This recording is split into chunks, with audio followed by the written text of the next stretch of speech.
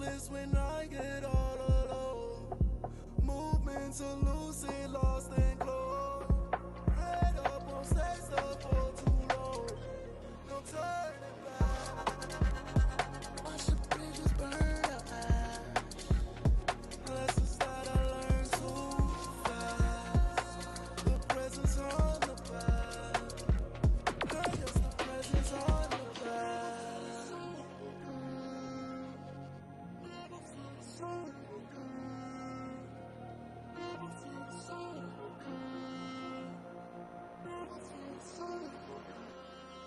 If you fell off the deep end, never be the same again. Hard times, living the weekend, never feel this pain again. I can't let it bother me. I can't let it bother me. I can't let it bother me. I can't let it bother me. I can't let it bother me.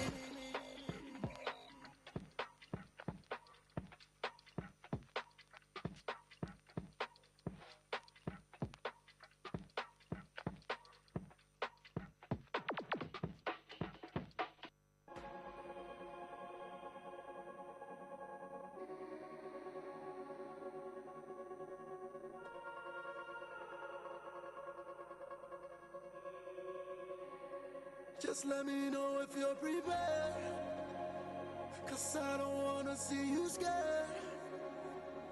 Even though I know it's fair, been to and from here to here. But you wanna go back to sleepless nights alone, lying on a bed made of ice and stone. Find another body at a party, no you don't know. If you know, if you fell off the deep end, never be the same again. Hard times, living the weekend, never feel this pain again. I can't let it bother me. I can't let it bother me. I can't let it bother me. I can't let it bother me. Okay, and we're back. Welcome back to another episode of Always Later with the Theblkswn4u. I am the Theblkswn4u, and joining me in the booth is the best production director on this side of the Atlantic, the one, the only, Sadkiel. You ever heard somebody? I just realized that I was like pronouncing your name wrong for like It's all 2 right, it's years all right, now. Ryan. I feel bad. It's cool. It's cool. And today we're gonna today we're gonna switch it up a little bit. Usually I have my homie, my man's co-host, Meth NYC. I'm about to say so. I'm not your homie. No. your mans. I'm just saying usually Bullet he's to the in heart. here. He's usually in here on some co-host vibes, but he had some prior engagements today. But filling in for him, and then also staying as a permanent stay on the That show part. is the baller, the shot caller. 20-inch blade. Splashy. How you doing, bro? I'm doing good, man. How are you? I'm chilling, bro. I'm chilling. I'm glad to be back for yet another episode. Another great day at the Always Later podcast. Yes, sir. Love yes, it. sir. We started later than we were supposed But to. it's always later. It's always later. You guys don't It's understand how later. almost always later it is, but it is always It's later. very almost later. Fucking, that's the best name that it could have possibly been because it's always later. Yeah, For sure. I think when I was coming up with the name, I think it was more like I be procrastinating. a lot. Jesus was like, you should name it always later. because Thank me later. nigga, Don't worry. This This shit is it. late. This shit late as hell. For sure. But I mean, that being said, we may or may not have a special guest coming through. Hey. We'll see. We'll see. Yeah. You Why know don't you who tell him the are. backstory on You that? know who you are. Give him the backstory. I'm joking, bro. I'm joking. You my guy. You my guy. I know how it gets. No, I'm not gonna give that. What are you talking about? What? Why don't you spill the tea, face ass nigga? No. What's this? The shade room? No, I'm not doing that. Anyway, so I guess we could get into the to the show. And Let's talk about to the some topics. Yeah. First topic. Yeah, the LeBron James and Stephen A. Smith. Welcome to the madness. You keep my motherfucking son's name out your mother. Nah. So, Yeah, play it. he's playing the South. Yes. Yeah, sound doesn't really. Nah, you can't really. LeBron doesn't really speak that No, loud. no, It's a no. whisper. He looked. That's all upset. this is, though. Just a little clip. That's of him. it. But Yeah, see, that's what the that's it. internet Come on, does. that's it. I mean, That's come it. on. They blow it up. Yeah.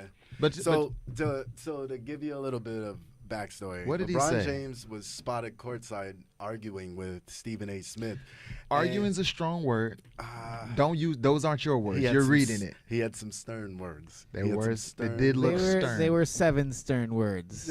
We couldn't see his I mouth. can say a lot in 7 words. I mean, Why yeah. for that? Bitch, if you don't get the fuck out. Playing with my motherfucking time. Did my son say anything to you? Nah.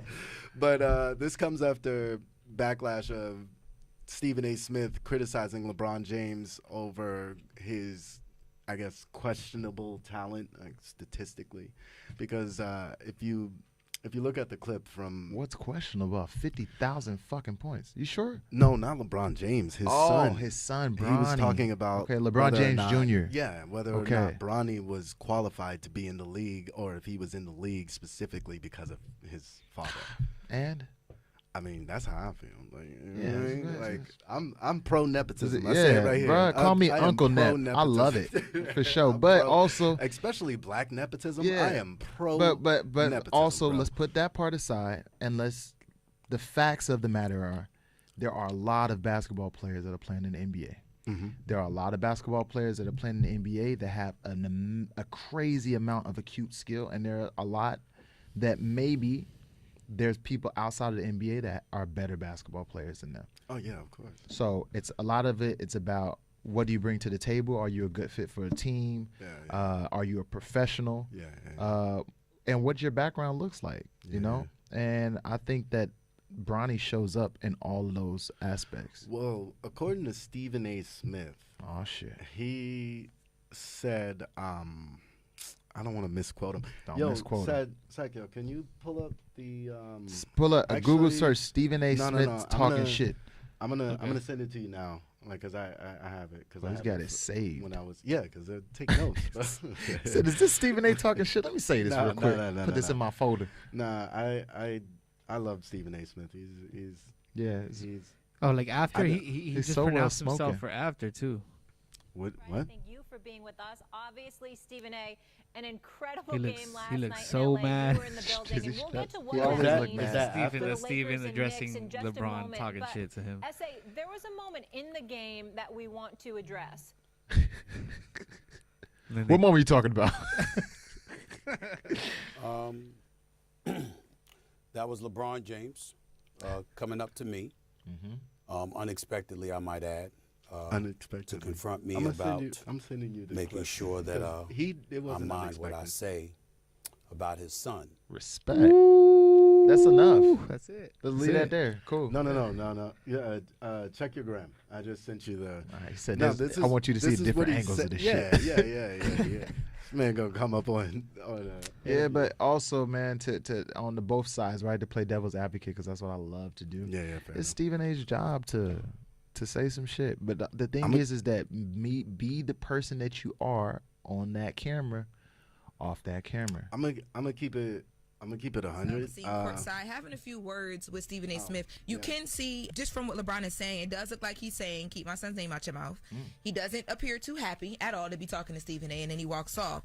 And everybody that's picking this up is, I pointed to the obvious that Stephen A. has been very honest about Bronny James and Bronny James You have playing. to So let's take a skip listen forward. to Oh, one wait, of Stephen here it A.'s is, last here it is, takes here it on is. Bronny James. I am pleading with LeBron James as a father. Stop this. We all know that Nick. Bronny James is in the NBA because of his dad. We love what we're seeing from him in the G League because that's where you belong. As you hone your skills and you get better and you legitimately earn, which I believe he has the potential to do, I am rooting for Bronny James. That doesn't sound But bad. right now, It doesn't. Bronny James is averaging 0.3 points, 0.3 assists, Okay. and What is that, Splash? 0.4 rebounds. Nothing. How does It's that sound? nothing. Hey, that sounds like sometimes you have a couple bad games. You just Yeah, gotta yeah, keep this yeah. shit going. You know what I'm saying? Averaging. That's not a couple bad games, my Yeah, nigga. but That's average. is okay. Now you have to ask yourself: is Bronny James getting PTP time? Is he getting prime time player time? Probably. No. Well, of course he's getting no. He's first off, his dad's running the score up and winning by 20, and then he's getting in the game. I You don't know what I'm saying? I don't know. If I watched that's- some of these games. I haven't watched it. Hey, I but don't know if also, that's man, true. it's look, bro. That's another thing. It's not. We're not talking about regular NBA basketball pressure. Look, if you guys want to talk about excuses for Bronny James, I got 1,000 of them. All right. Okay. All right. All But right. I'm also Let's hear three. three of them. Three of the excuses I have is one, you don't know what anxiety is just to be a professional basketball player, and everything that you're doing is Fair being enough. graded. Fair enough. Fair enough. Two, the anxiety of being the son of arguably one of the greatest basketball players to ever Yeah. touch a fucking basketball. Every time you shoot the ball, whether you know that you can shoot it or you don't, you're thinking, oh shit. True. That's a lot of fucking pressure. And then another part is LeBron James, is Bronny's playing for the Los Angeles Lakers. I can name Yeah, that's crazy. 12, 13, 15 players that are arguably some of the most amazing basketball players that were with the Lakers and didn't do great. Rajon Rondo is an amazing point guard. Mm-hmm. He didn't do amazing when he was with the Lakers. No. Malik no. Beasley, I mean, Rondo was still hooping. he's still for sure. No like- disrespect, no disrespect like to he was Rondo. still hooping. Steve Like, Nash, maybe he didn't, Dwight Howard, and I love Dwight Howard. But Dwight Howard there was a part still where it hooping. wasn't I where it mean, but, wasn't like, amazing.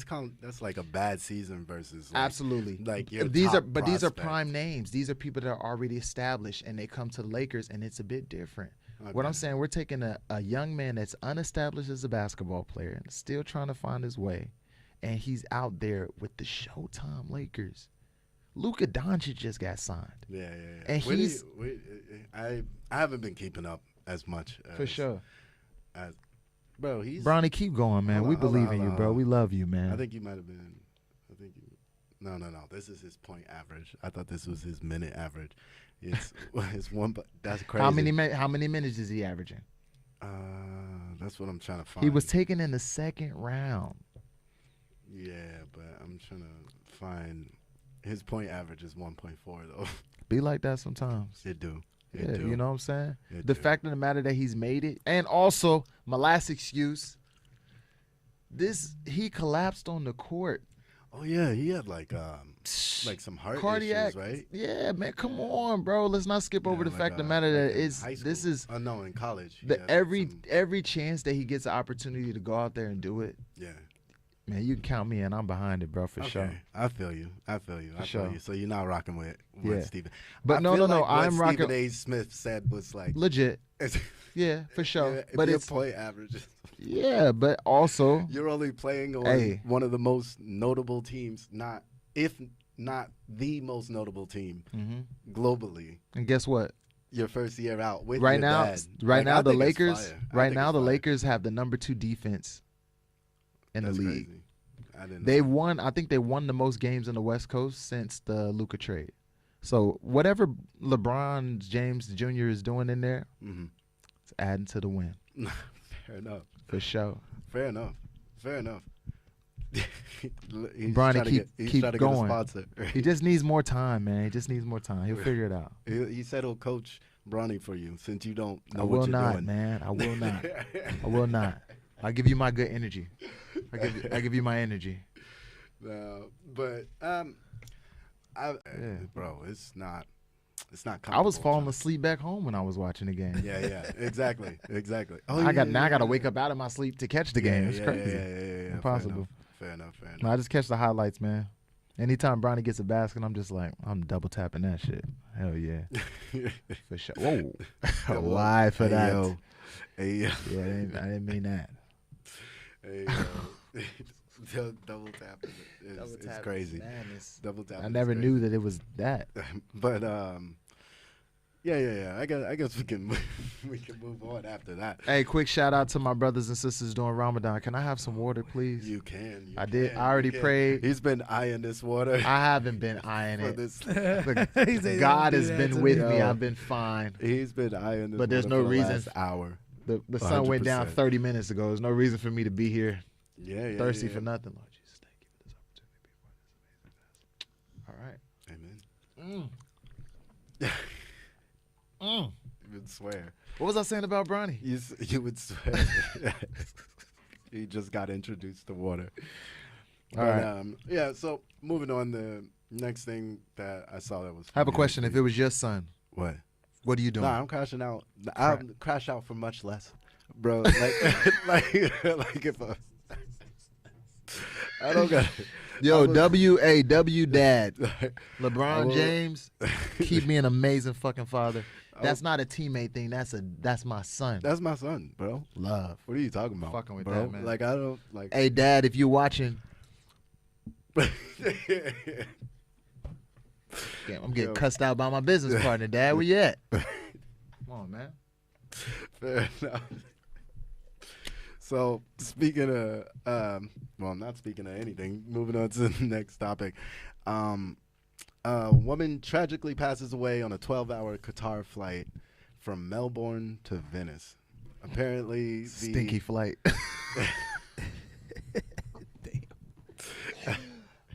Did she pass away in it? No. Hey, first off, R.I.P.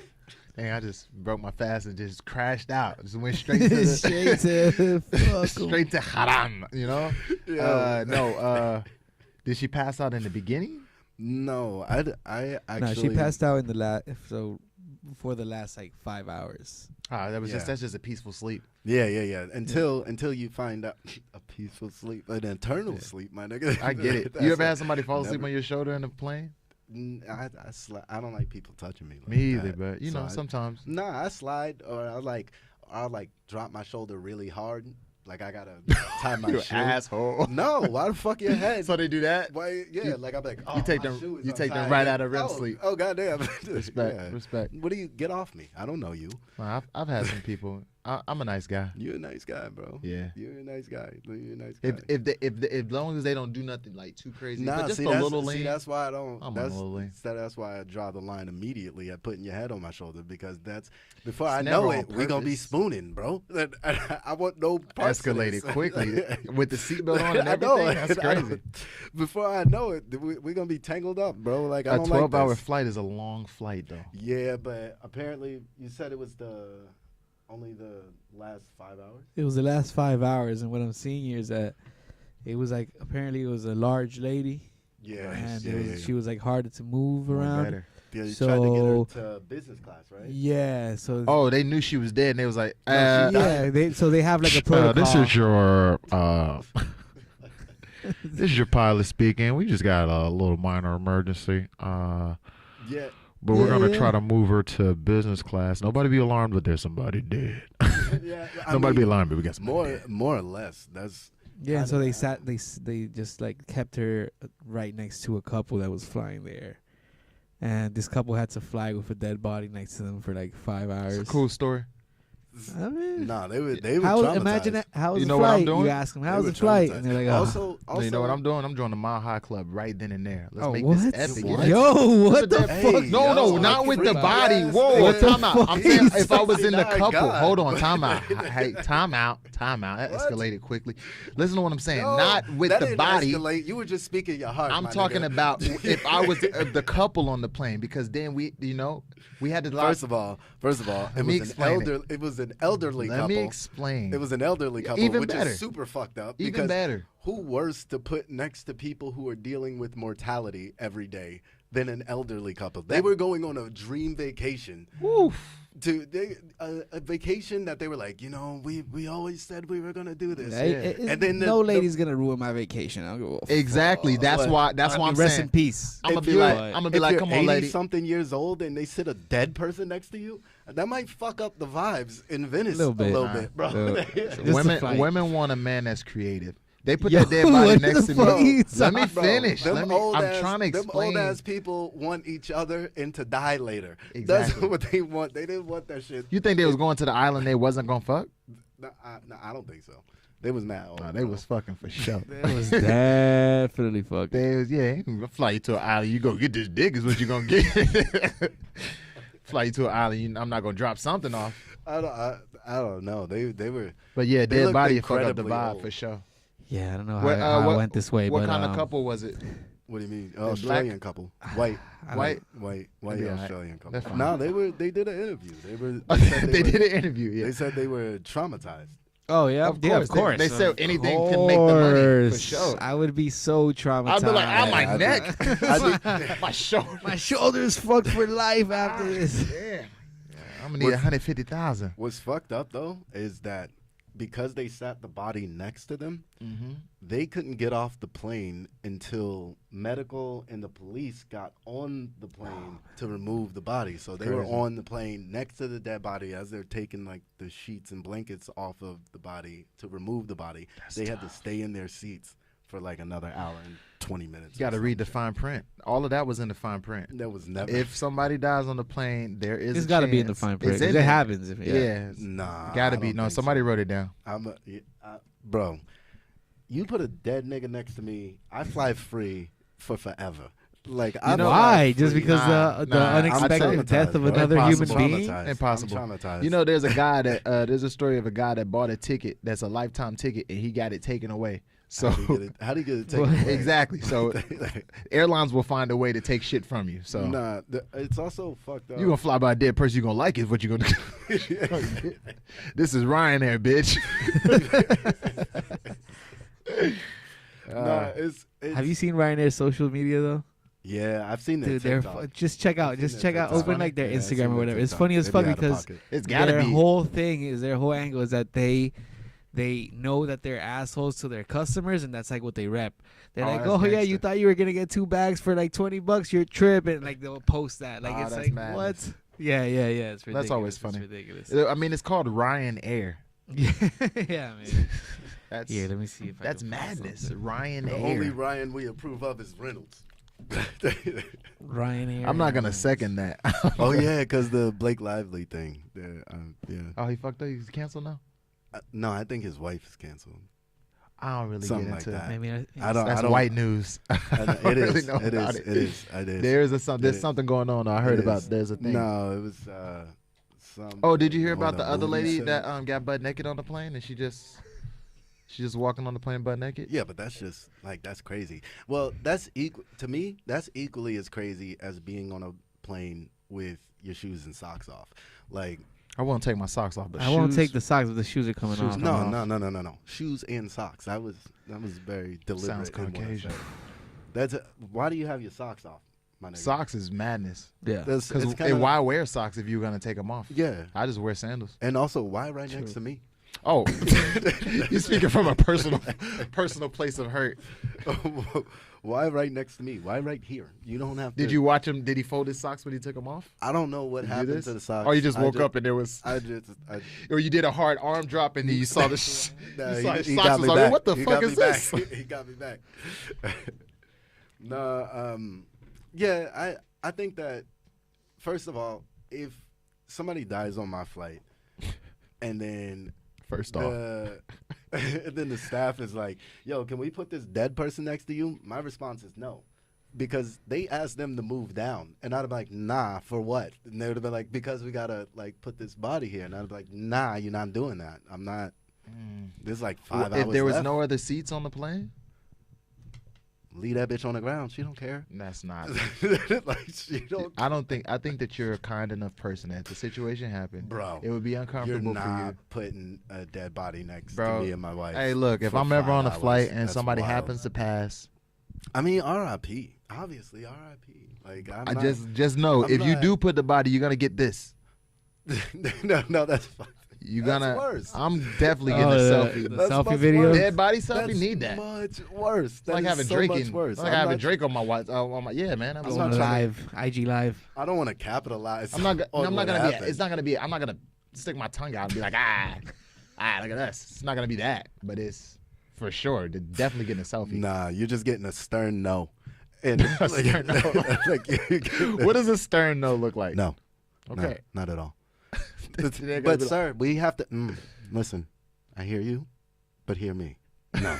I don't know. It's tempting. It looks like it might work, but I don't know. That would not be a dead body sitting next to me and my family for 5 hours. Do something about that. I don't know. Y'all need to hit the gym. What you mean she too big? First of all, you fat shaming. tough, man. I don't like that.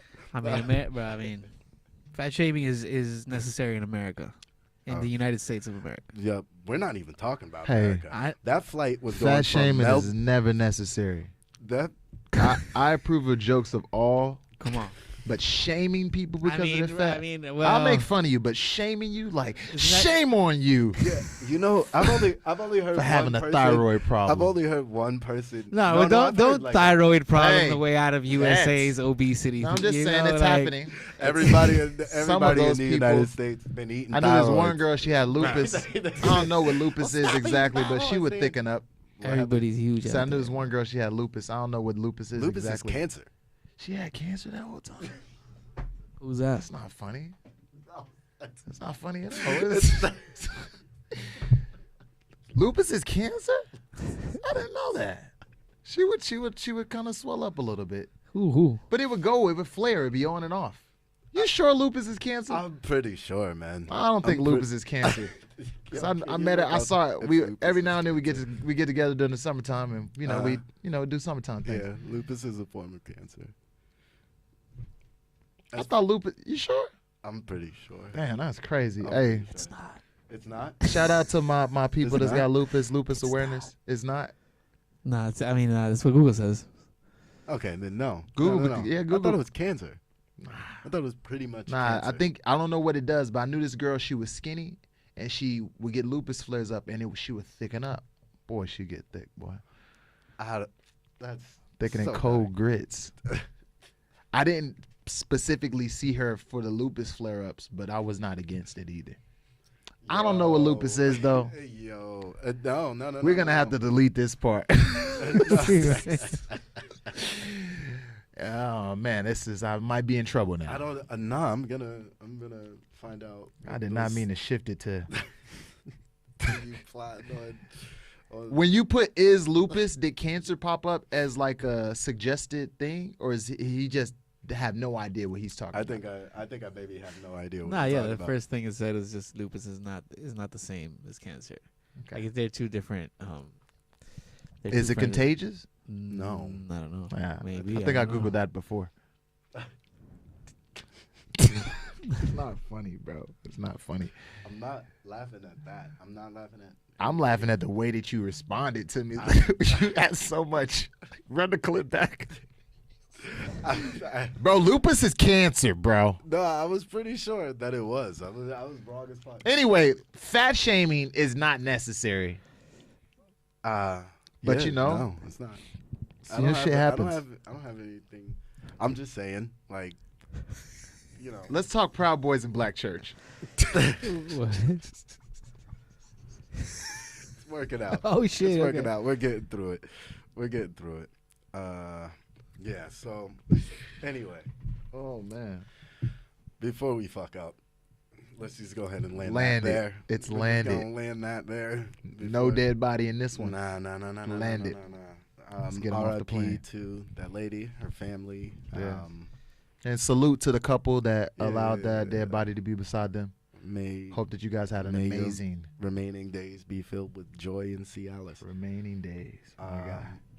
So, what was what were you just The bringing Proud Boys, man. Proud Boys versus the Black Oh, Church. Yeah. So I wanted to talk about this last week, but we ended up having to push the No show worries, we're to here. this week, Always but we're later, here. baby. So, the alt-right, basically neo-Nazi group, the Proud Boys. Okay, I didn't know what Proud Boys was. I Yeah. was- Okay. So Proud Boys Googling it. is Nothing like to be proud about Nah, it's an alt-right neo-Nazi group in the United States. unless you're white. Then super proud. Yeah. For weird reasons, but they ended up losing their trademark and name to a historically black church in Washington, D.C. Okay. So Wait, how? Okay. So they had it trademarked. So yeah, no, it's because America doesn't give a fuck, bro. Right. They're like, oh, you guys are gonna be racist? Make sure you copyright that because What the fuck? make sure you copyright that because you don't want to be racist and broke. You can get some money off that right now. Facts. But yeah, so basically what happened was back in December of 2020, members of the extremist group, the Proud Boys, vandalized the church, which has deep ties in black history and civil rights. So what happened, basically, that sounds like they went and, like, fucked the church up, right? Mm-hmm. This is my favorite part of the story. Mm-hmm. The leader of the Proud Boys ends up going to jail for 3 years. Mm-hmm. The black church doesn't take it lying down, and what they do is they sue them for $2.8 million. Jesus. Beautiful. 2.8? That's Hey, almost $3 million. They What did he Beautiful. do? What did he do when you said he vandalized? Well, hold on. I'm getting to that. So they sued them for $2.8 million. The leader of the Proud Boys goes to prison, which is, that's a black victory right there. For right? sure. That's black excellence right there. Yeah.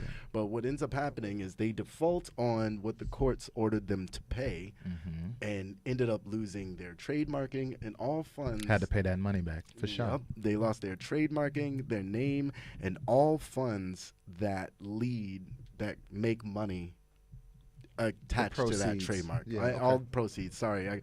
Hold on real quick.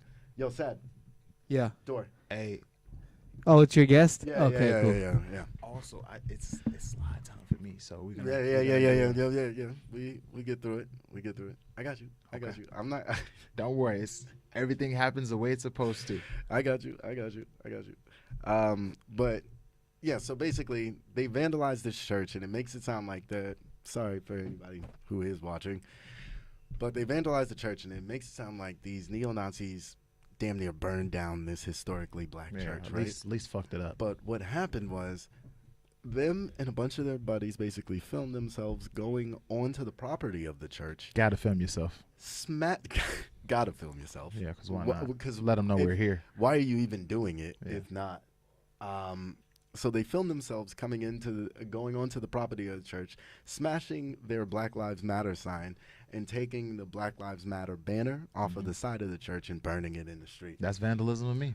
Bro, that's the pettiest form of vandalism Hey. ever, and it's hilarious to Tell me. them, bring me my money. It's hilarious to me because it's like that for all reasons for you to lose your trademarking to the That's God. bro. Jesus said, "Hey, what you doing with that sign?"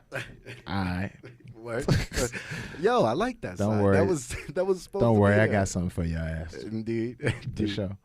Indeed. But we got a lot going on here. Hey man, it's always you- later How product, long? man. What you I got? got You got 10? Now, You got now.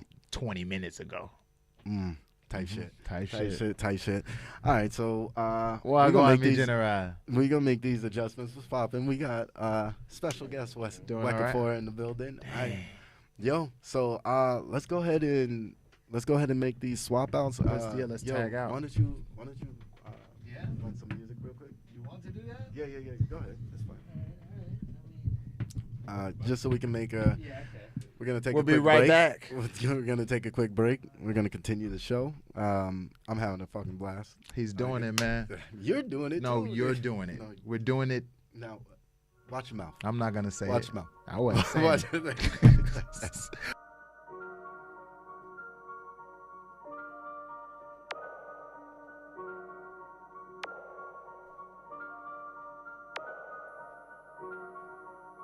Planes jumping like a helicopter. Coming down, I've been swinging proper. Window steady, you can see the driver. Moving, shaking, trying to duck the uppers. Real niggas all up on the roster. Roll with us, then you know we got you. Eyes wide like a Molly Popper. With us, then you know we shot you. I'm on my way to you. I just need a little space with you. I just need a little space for you. Cause I need a little taste of you. I'm on my way to you. I'm on my way to you. I'm on my way.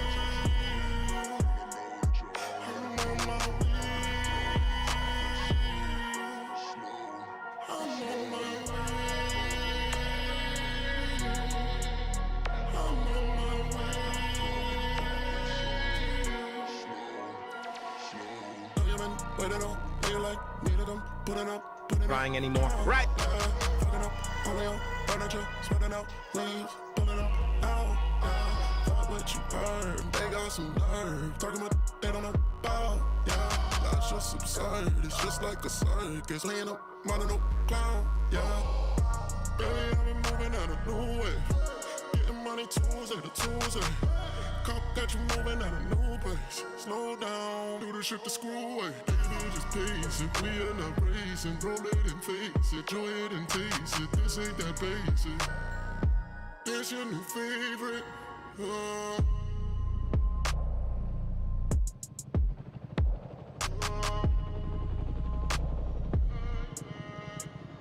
I'm on my way to you. I just need a little space with you. I just need a little space for you, 'cause I need a little taste of you. I'm on my way to you. I'm on my way to you. I'm on my way. I'm on my way. I'm on my way to you. I'm on my way to you.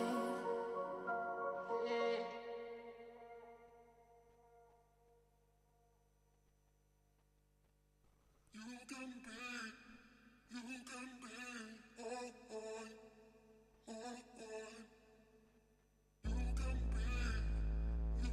be, oh, oh, oh, oh.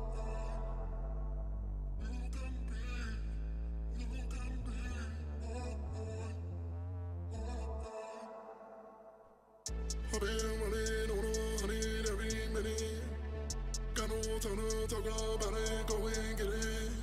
This world won't Passport. take from me, these hoes can't take from me. Fakeness, stay away from me, Lord, keep on safe from me. Oh, but who can I blame when it's my fault? Who can you see when I walk off? What do you believe all the time that I look you in your eyes? You could be mine, mine, mine, mine, mine, mine. You could be mine, mine, mine, mine, mine. You could be mine, mine, mine, mine, mine, mine. You could be mine, mine, mine, mine, mine. You can be, oh, oh, oh, oh. You can be, oh, oh, oh, oh. You can be, oh, oh, oh, oh. You can be, oh, oh, oh, oh. Save me from my own, put the blame on me when you feel my charm. Feel my touch skin deep, blood on your sheets, out of control. Save me from my own,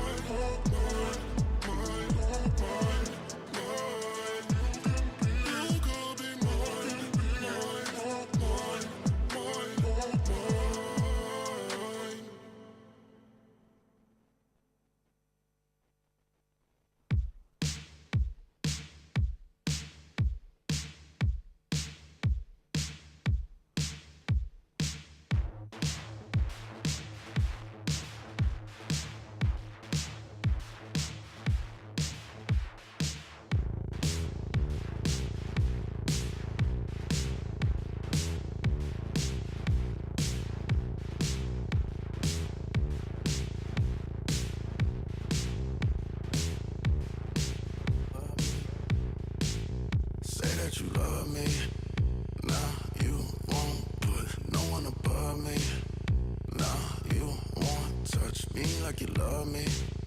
Now you want fuck me like it's just me. Like it's just me in the bright lights. Bright lights in the dark, bright lights. Bright lights in the dark, bright lights. Bright lights in the dark, bright lights. Bright lights in the I've been wild on. Top 5, bitch, I'm dying on. All night, yeah, we fuck with lights on. Alright, yeah, that line got you gone. Drugs way too strong. Hey, I need a minute. Room spinning, I cannot finish, I cannot feel it. Running through your hometown, village and village. Paint a picture so profound, ain't it so vivid? Look how we live it. Bright lights in the dark, bright lights. Bright lights in the dark, bright lights. Bright lights in the dark, bright lights. Bright lights in the dark.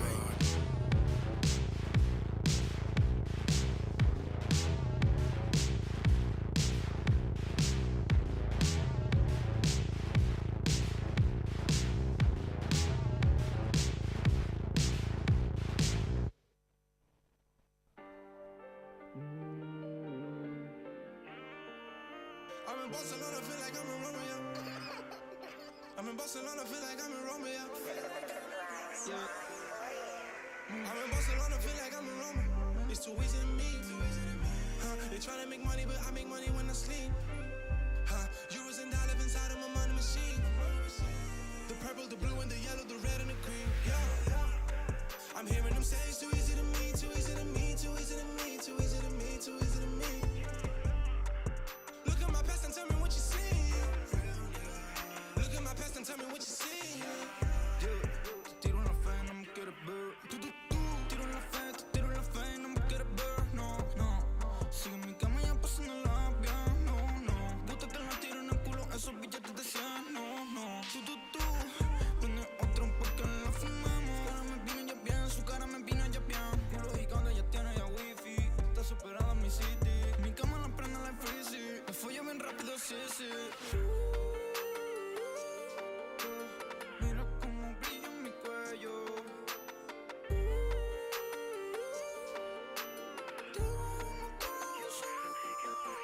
I'm in Barcelona, feel like I'm in Roma. It's too easy to me. They tryna make money, but I make money when I sleep. Euros and dollars inside of my money machine. The purple, the blue, and the yellow, the red, and the green. Yeah. I'm hearing them say it's too easy to me, too easy to me, too easy to me, too easy to me, too easy to me. Look at my past and tell me what you see. What do you see? Look at my past and tell me what you see. Look at my past, what do you see? Never seen no bitch in me. I've been rolling around in the streets. I know real killers with the heat. I know niggas who taking their time instead of them snitching and taking a plea. Big nigga J, I'm from the vine. I don't know you, but I fuck what you see. All that we want is the comments. You come with the drama, then you will run up on that llama. Came up inside of the product, we got a whole lot of this shit up, but that on my mama. You know that I got the chopper, so talk to me proper. My niggas send you to the doctor. We got the whole game on lock up, yo. I'm in Barcelona, feel like I'm in Roma. It's too easy to me. They tryna make money, but I make money when I sleep. Euros and dollars inside of my money machine. The purple, the blue, and the yellow, the red, and the green. Yeah. I'm hearing them say it's too easy to me, too easy to me, too easy to me, too easy to me. Like you're a fucking genius, bro. Look at my past and tell me what you see. Look at my past and tell me what you see. People who done up their family looking so greedy to me. Yeah, fucking these bitches and getting this money too easy to me. Yeah, capping on Instagram, lying about everything easy to see. Yeah, it's too easy to me. Yeah, all of these niggas they looking like they be little easy to me. Yeah, cause Lil Wayne my father and I got 2 fathers, ain't nobody sees. Putting her hands in my trousers, I noticed that she was a freak. Yeah, phone is on airplane, but I'm on a boat and I sleep on the seat. Yeah, they follow me when I be walking cause they want a picture with me. They gotta pay me, I do a lot of charity. All of the diamonds on me got the clarity. Look at my face and then nobody mad at me. Yeah, making my money without an academy. Never had a 9 to 5, 27 in the line. I ain't even gotta worry about it. All I gotta do is drive. Now we taking all over the world and everybody know the time. Always get where I wanna get.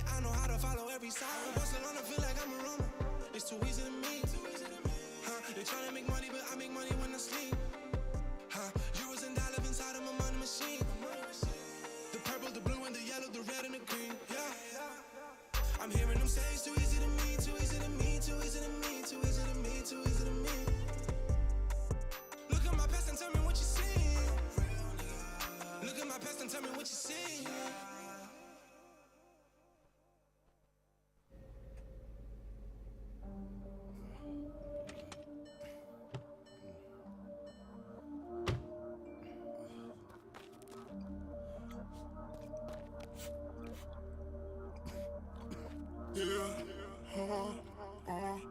Little bit fit, little bit waste, little bit gone off. Money than bridge, I get up pace, little bit lost off. Crossing that line, I'm going too far. Crossing that line, knowing I'm going too far. Well past the point of return. Oh, these demons, they want me to burn. Oh, but I guess sometimes the devil wins. And I guess some fights never end.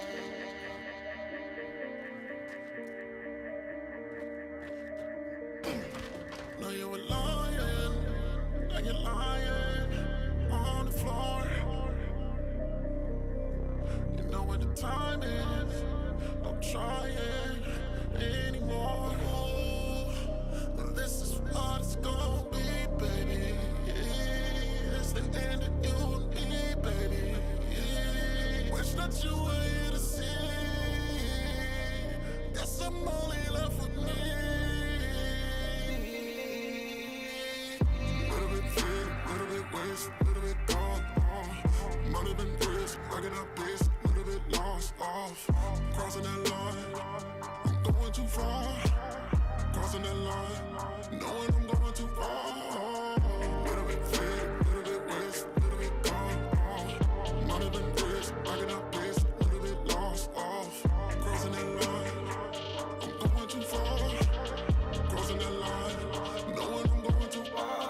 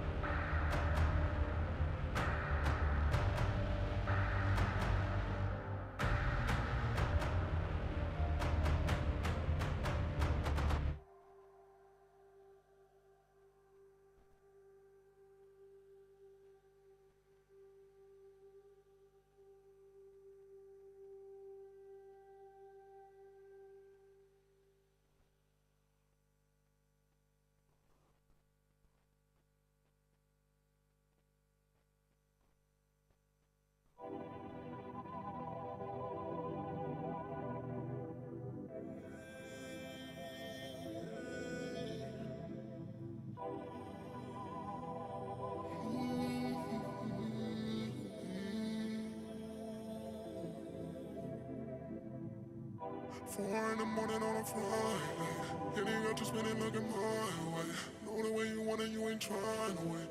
Get it how you live it, got no time to waste. Got a lot of dreams in your mind to change. Get it how you live it, you ain't trying to wait.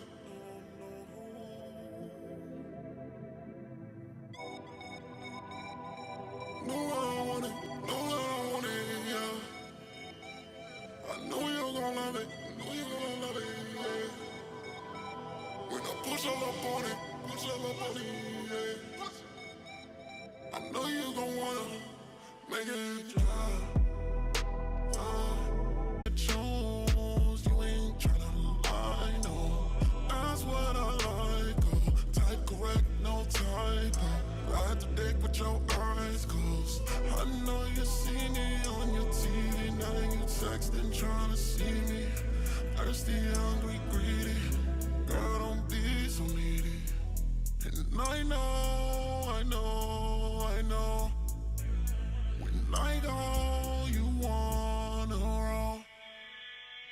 Make it. No, I want it, no, I want it, yeah.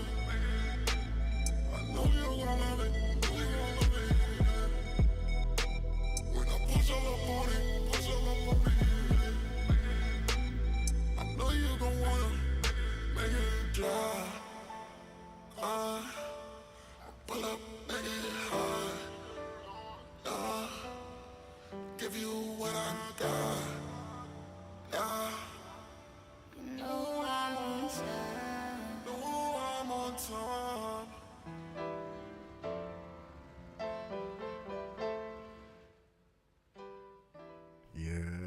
Yeah. Okay. So, I think we just, we just set a record for all podcasts ever. That was the very first substitute guesting. You know what I mean? Because as you can see, there's a different black dude here with me. It's not. I know. Some of you might be a little bit confused. You're like, did he change his outfit? And that's not what happened. That's not what happened. We have our guest. He was supposed to be our guest last week. Always later. Always later. Always later. But this man is an incredible man, an influencer, a designer, a musician, a creative director, I think I'm just running out of things. He does pretty much everything. I think there's one word that sums it up: a renaissance man. You cool with being encapsulated in one box like that? I don't call myself that, but I'm okay. Okay. See, he just is. He just is. He just exists in all of his glory and all of his amazing projects, and just absolutely impressive shit, bro. I'm really happy to have you here. Appreciate the kind words. Thank you. This is our guest, Weka4. This is and Weka. That's in the booth over there. That's Sadkiel. He's quite literally my favorite person right now. Yeah. So so just to walk you into how we get into the show, I talked to you briefly. I know it was a little bit hectic having with Splashy going out and you coming in, but still equally as excited to get started. Man. Happy to be here. Thanks for Indeed. I came for some good vibes, good conversation. I mean, that's all we got here. We're fresh out of bad vibes. Unless there's any bad vibes in the drawer in there, Sidekill? No more left. No more left? Yeah, we're fresh out of bad vibes. Sorry. No, but just something. So basically what we do, we just kind of go over, whatever the current events are, and just things that may have been on our mind during the week of pre-production. And when we are blessed enough to have a guest on, we do some deep diving into who it is that they are and everything else like that. Right. As I was telling you before, my main goal with the show is to sort of allow it to find its identity as in the process of actually creating it, instead of waiting and be like, no, this isn't perfect. No, but I need to have this and I need to have this. We have enough resources. We have what it takes to make something good. And more. And more. We have what it takes. Amen. We have what it takes. If anybody knows that, you know that. Amen. You know what being resourceful is about. Amen. You know what it's about. So that being said, I guess we'll slide into.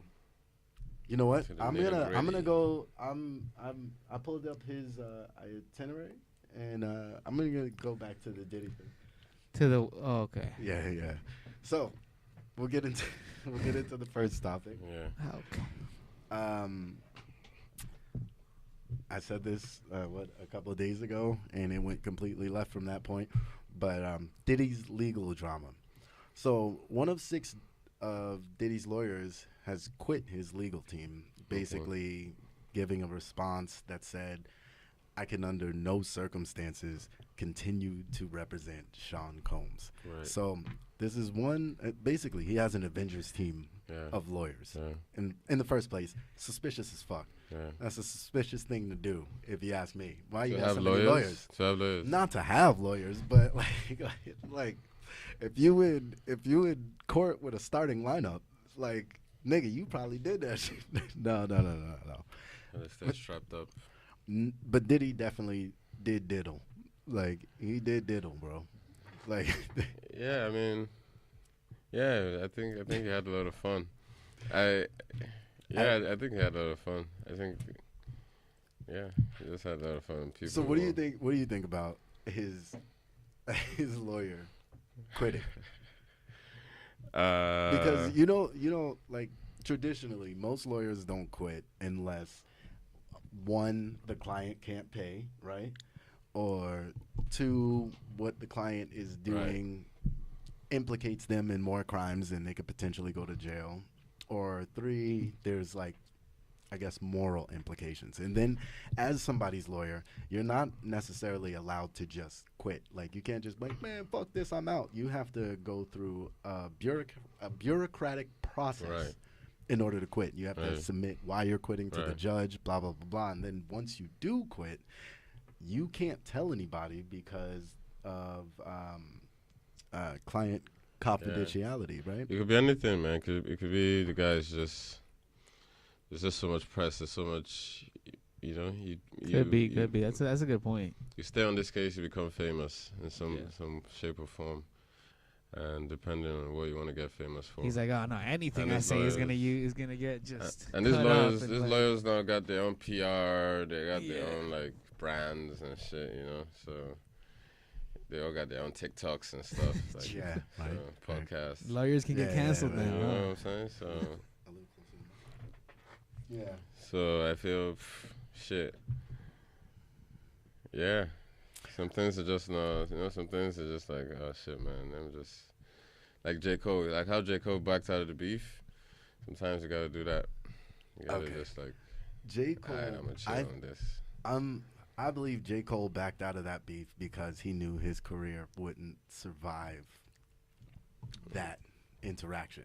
I think that Diddy's lawyer quit because he was like, oh no, another funny part about Diddy's lawyer quitting, this is the same lawyer that represented Osama bin Laden in 2001. Wow, he's definitely burnt out. He's burnt out of like he's like, no more horrors. He's burnt out. No like, more horrors. Like, he represented Osama bin Laden when Osama bin Laden was, like, fucking shit up. From Osama to Diddy, that's a crazy resume. That's a wild resume. And then you quit because of Diddy? Yeah, I mean, what was Diddy doing, though? That makes me ask, what was Diddy doing? Man. What was he doing that his lawyer was like, oh, no, I can't even be near this. I want no parts of this. Worse than Osama, you know what I'm saying? Like, you should have quit at Osama. And he just, I know, right? He just went right on. You would probably quit on the terrorist before you quit on the rapper. But the rapper? No, Diddy. Yeah. Well, yeah. I mean, rapper is a loose term. That guy has the most toxic job. He has the most toxic work environment. Who the is lawyer? Diddy's lawyer? Yeah. So his last name is I think it's Rico too. Rico. His last his last name is Rico. So he's been defending horrible people for the last 20 some odd years, right? Wow. And then he gets to Diddy and he has like a call of conscience that's like, what the fuck am I really doing here? Yeah, what am I really about? Maybe Osama was not that bad. Maybe Osama was a cool guy. Maybe he was chilling. Maybe this is what we're figuring out here. He was wrongfully convicted. I think this is the real message of. This is a real message. No. It's that Osama.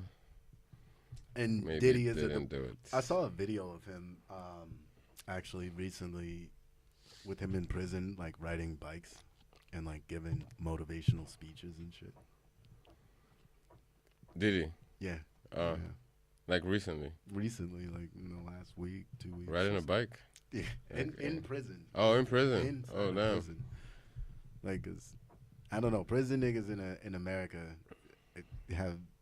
be doing shit, bro. I'll put it that way. They be doing because niggas be like, what are you doing? Having just like all sorts of shit that you're like, oh, you're not supposed to have that, and I know you're not supposed to have that because I see you having it right now. Like, if I could see that you got it, I know you're not supposed to have a fucking phone, my nigga. I think so many people had so much fun, and the party's over. Yeah. And now, now they put Diddy on the line for some. You know. I don't think it's specifically Diddy though, right? Like, I think a lot of the Hollywood elites come crumbling down. Between Diddy and Epstein, I don't think we're about to nobody- have I don't nobody think- left in Hollywood. Nah, I don't Watch. think- Nobody's think gonna so. be there. You don't I think? so. You don't think so. what? I don't think so, because people are still having fun. Like, you can't stop the fun. Like You can't. you gotta you fuck up the whole, you fuck up the whole vibe. Like, fuck up the whole vibe of the whole city. I mean, like, what like- city? Like New York? Like no, like LA or like Hollywood. You know, Oh, like yeah. I don't know. You go to a party that gets like really lit, and one person gets too lit. No, you kick the guy out. No, you are you gonna tell me? Are you gonna stop the party because one guy got too lit? See, but so the last guest that I had on here, we were talking about this exact topic, right? And the thing is, there is a very, very thick line between somebody getting too lit Okay. and sexual assault on a level that would make the Vikings blush. Like, you know what I mean? Like, there's a difference between those two types of things. Like, there's there's a fun party and then there's on like, on their level of lit is sexual assault. yeah, that's Right? not, that's so I think so we he got need a too different lit word. means maybe he We got need- like we need he a went, different word because he there's went too like many positive connotations around the word lit to say You that know. too lit he got depraved. shit, man. Yeah, You can't stop the party. No one wants to stop the party. You're in the party. There's enough people in the party for the party not to stop. okay. You get me? So Yeah, but it It's not doesn't like- mean that everybody in the party. people are still making money. They're still people still have their lives. You know. Yeah, but it's not like everybody in the party is, Everyone's participating in the same acts. Let's put it that way. It's not like everybody in the party was going to the underground Diddy parties, because okay, so It seemed like everyone, unpopular or opinion. everyone's brother or uncle or artist or every artist and everyone there has a team of 10 to 50 people. So Yeah. so it's like a whole tree that sprinkles or that trickles down into like You know, 200,000 people. you know what I've always said. I've been like, I get that it's saying like a Diddy party nowadays right. is like, it's like basically Eyes Wide Shut, but with hip hop music. Right. And I know that it's like a damning thing to say that you have been or would even want to go to a Diddy Right. party. But in the early 2000s, bro, like that was the Diddy made himself like an institution in Right. hip hop and in pop culture Right. in a way where everyone was aware of these parties. Right. Like these parties, like his parties made the news when I Right. was back home. Right, Like right. it was something that we knew about, Right. so much so that I don't know, even jokingly, if you had like your normal friend had a special party, you'd be like, "Oh shit, you want some Diddy shit in here?" Like Mhm. back then, Hmm. everybody would want to go to those parties back then because it meant a career leap, or at least you thought, especially if you're like 20, 23, Yeah. you know, and you get invited to this party and you're like, "Oh, I'm going to Diddy's house." And we got. I get that everybody is like, "No, that's the worst thing ever now," but those parties existed because, like you said, people weren't going to stop the party. And also, I believe that some of those people went and left before the weird shit happened.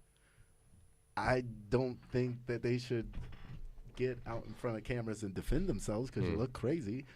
But I think that some of them went for like Just for the vibes, right? yeah, like the Black Excellence brunch and shit, and Yeah. left before Yeah. the 10,000 bottles of baby oil came Right. out. You know what I mean? Before. Yeah, I mean, but that even happens in like Barcelona and shit. Like even like our normal lives, like you go to a house party, you leave at 3 or 5, or like when you especially when here. it seems like it's time to leave. Yeah. But some people stay. When it winds down. Yeah, but When some it people- winds down. Yeah, but some When it people winds down. stay. Yeah. So, and you sort of could imagine depending on how many people left or like who's there, how drunk they are, what's finna go down, kind of. Yeah, but that's so. what It's like no. I feel like this is like normal life, but it's just like higher ups. So there's just more risk and there's more. Yeah, I think if there was, like in the 2000s where there was no social media or camera. Yeah. I guess those were the good times. For good times for demons, like, because God wasn't watching. Like, God was watching. No one else was. Or God was watching. Yeah. Fair enough. But nah, I think that it's crazy to see his lawyer quit, mainly because of the implications. It makes him look super guilty. At least to me, it makes him look super guilty.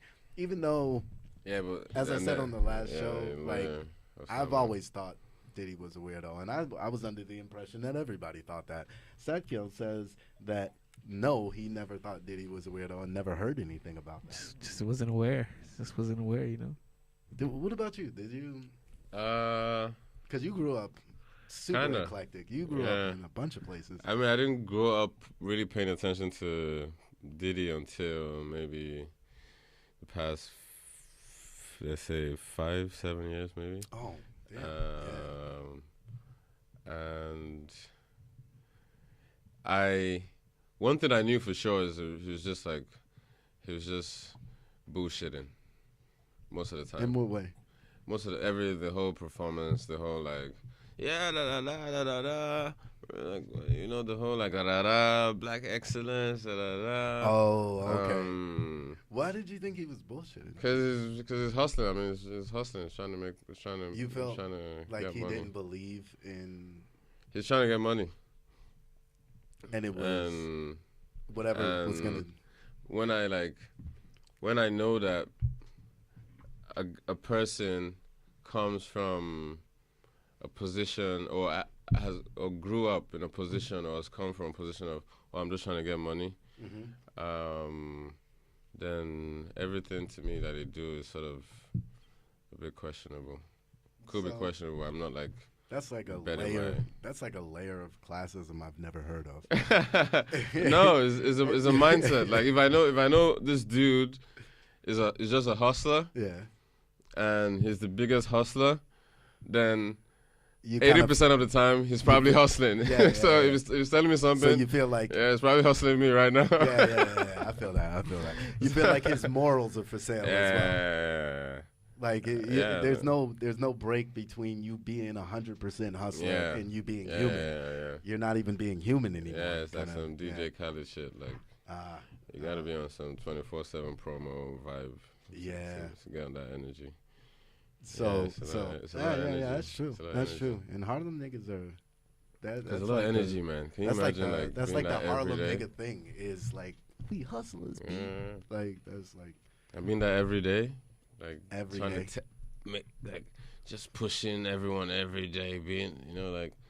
I mean, now you're just describing ambition. Yeah, but you know, there's a thin line.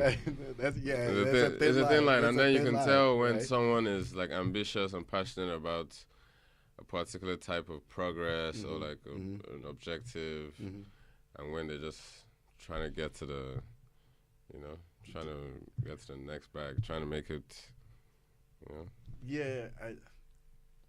So it's not necessarily that.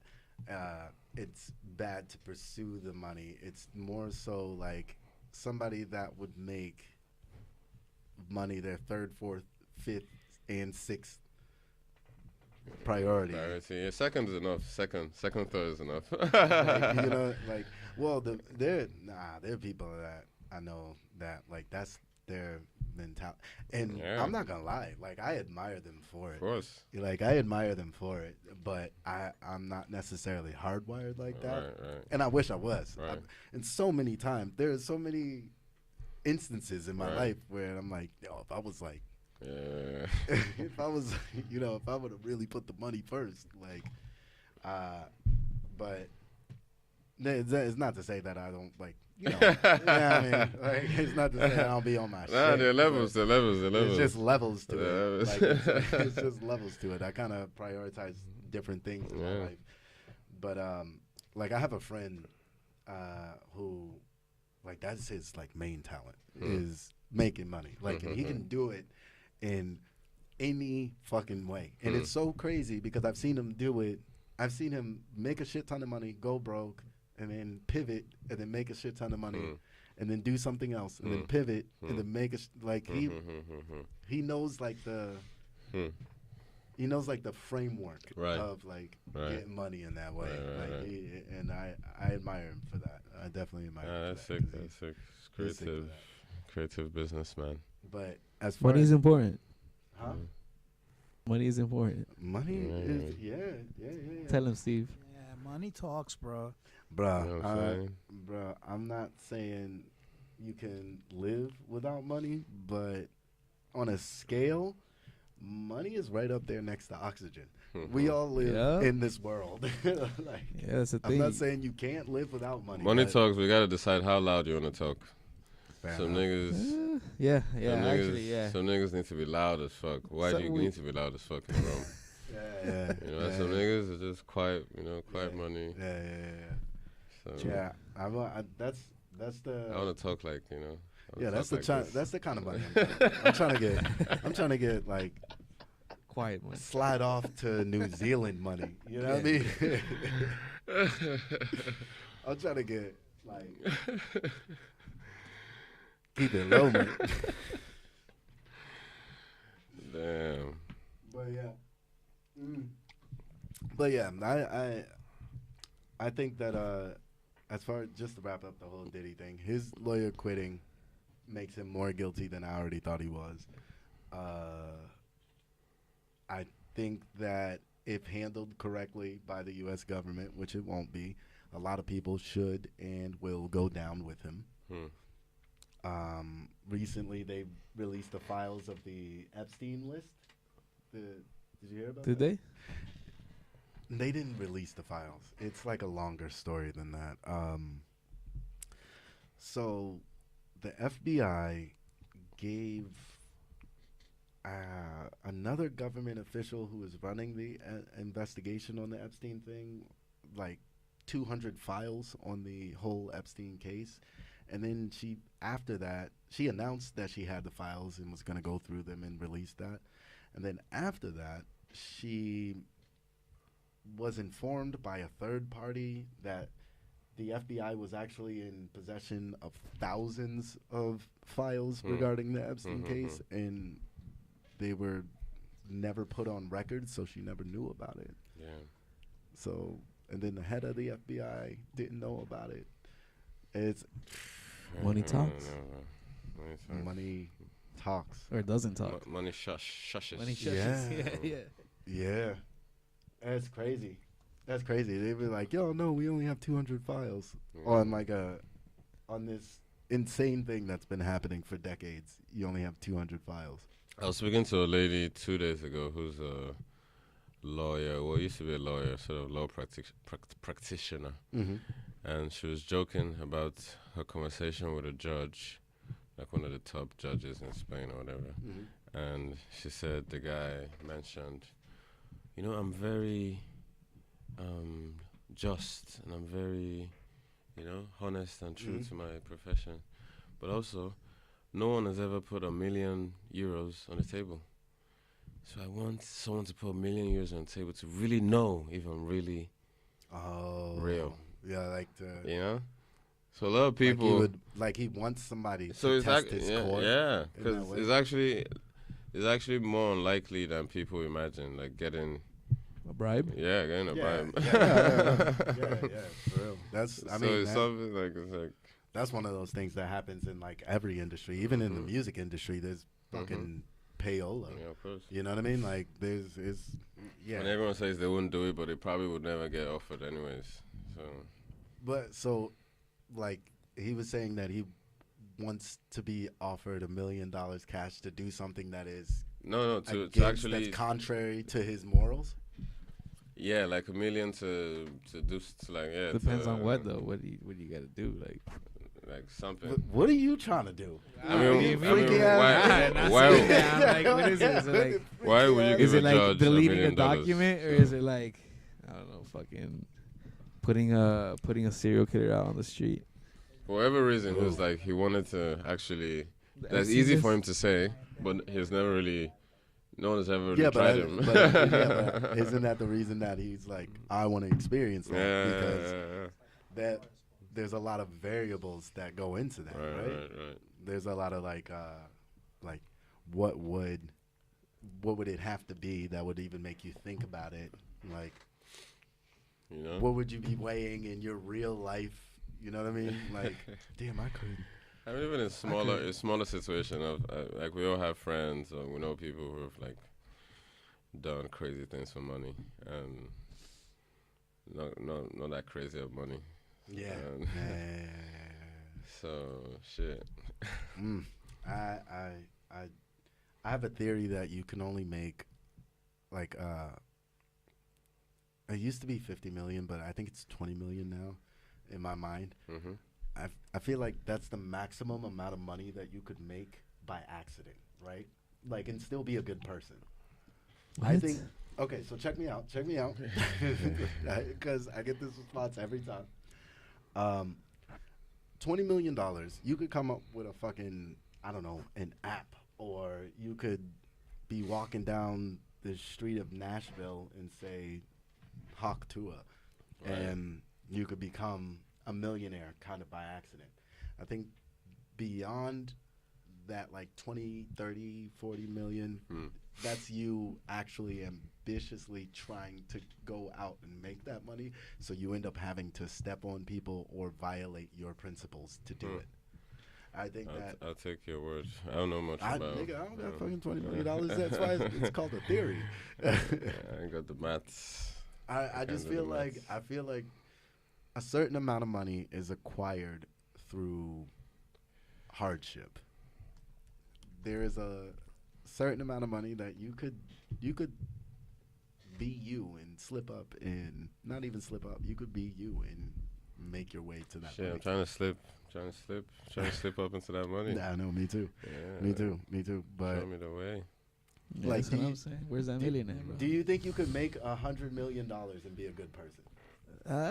Yeah. How? What do you mean? When? How could you not? How? So like, okay, how? I'll tell you how. By not lying and stealing, by being just. Yeah, but then Yeah. then those are anti-competitive business practices, right? Not really. Because okay. So now you've got this app or whatever the fuck. An app? Yeah, let's say it's an app, right? I don't know. You got this about app. apps, bro. I'm I'm just saying I won't be able to defend myself in this. Hypothetically, you've got this piece of product, right? Okay. That you introduce and it's brand new and everybody fucking loves it, right? Beautiful. And you make, I don't know, you make $2-3 million. Yeah. But now you have competitors. So I don't know, you're fucking Uber in the beginning or some shit. Right. I don't know. Just imagine it that way. You have this thing that you're doing from the purity of your heart or the purity of your ambition, whatever you want to call it. And then all of a sudden now you have competitors, right?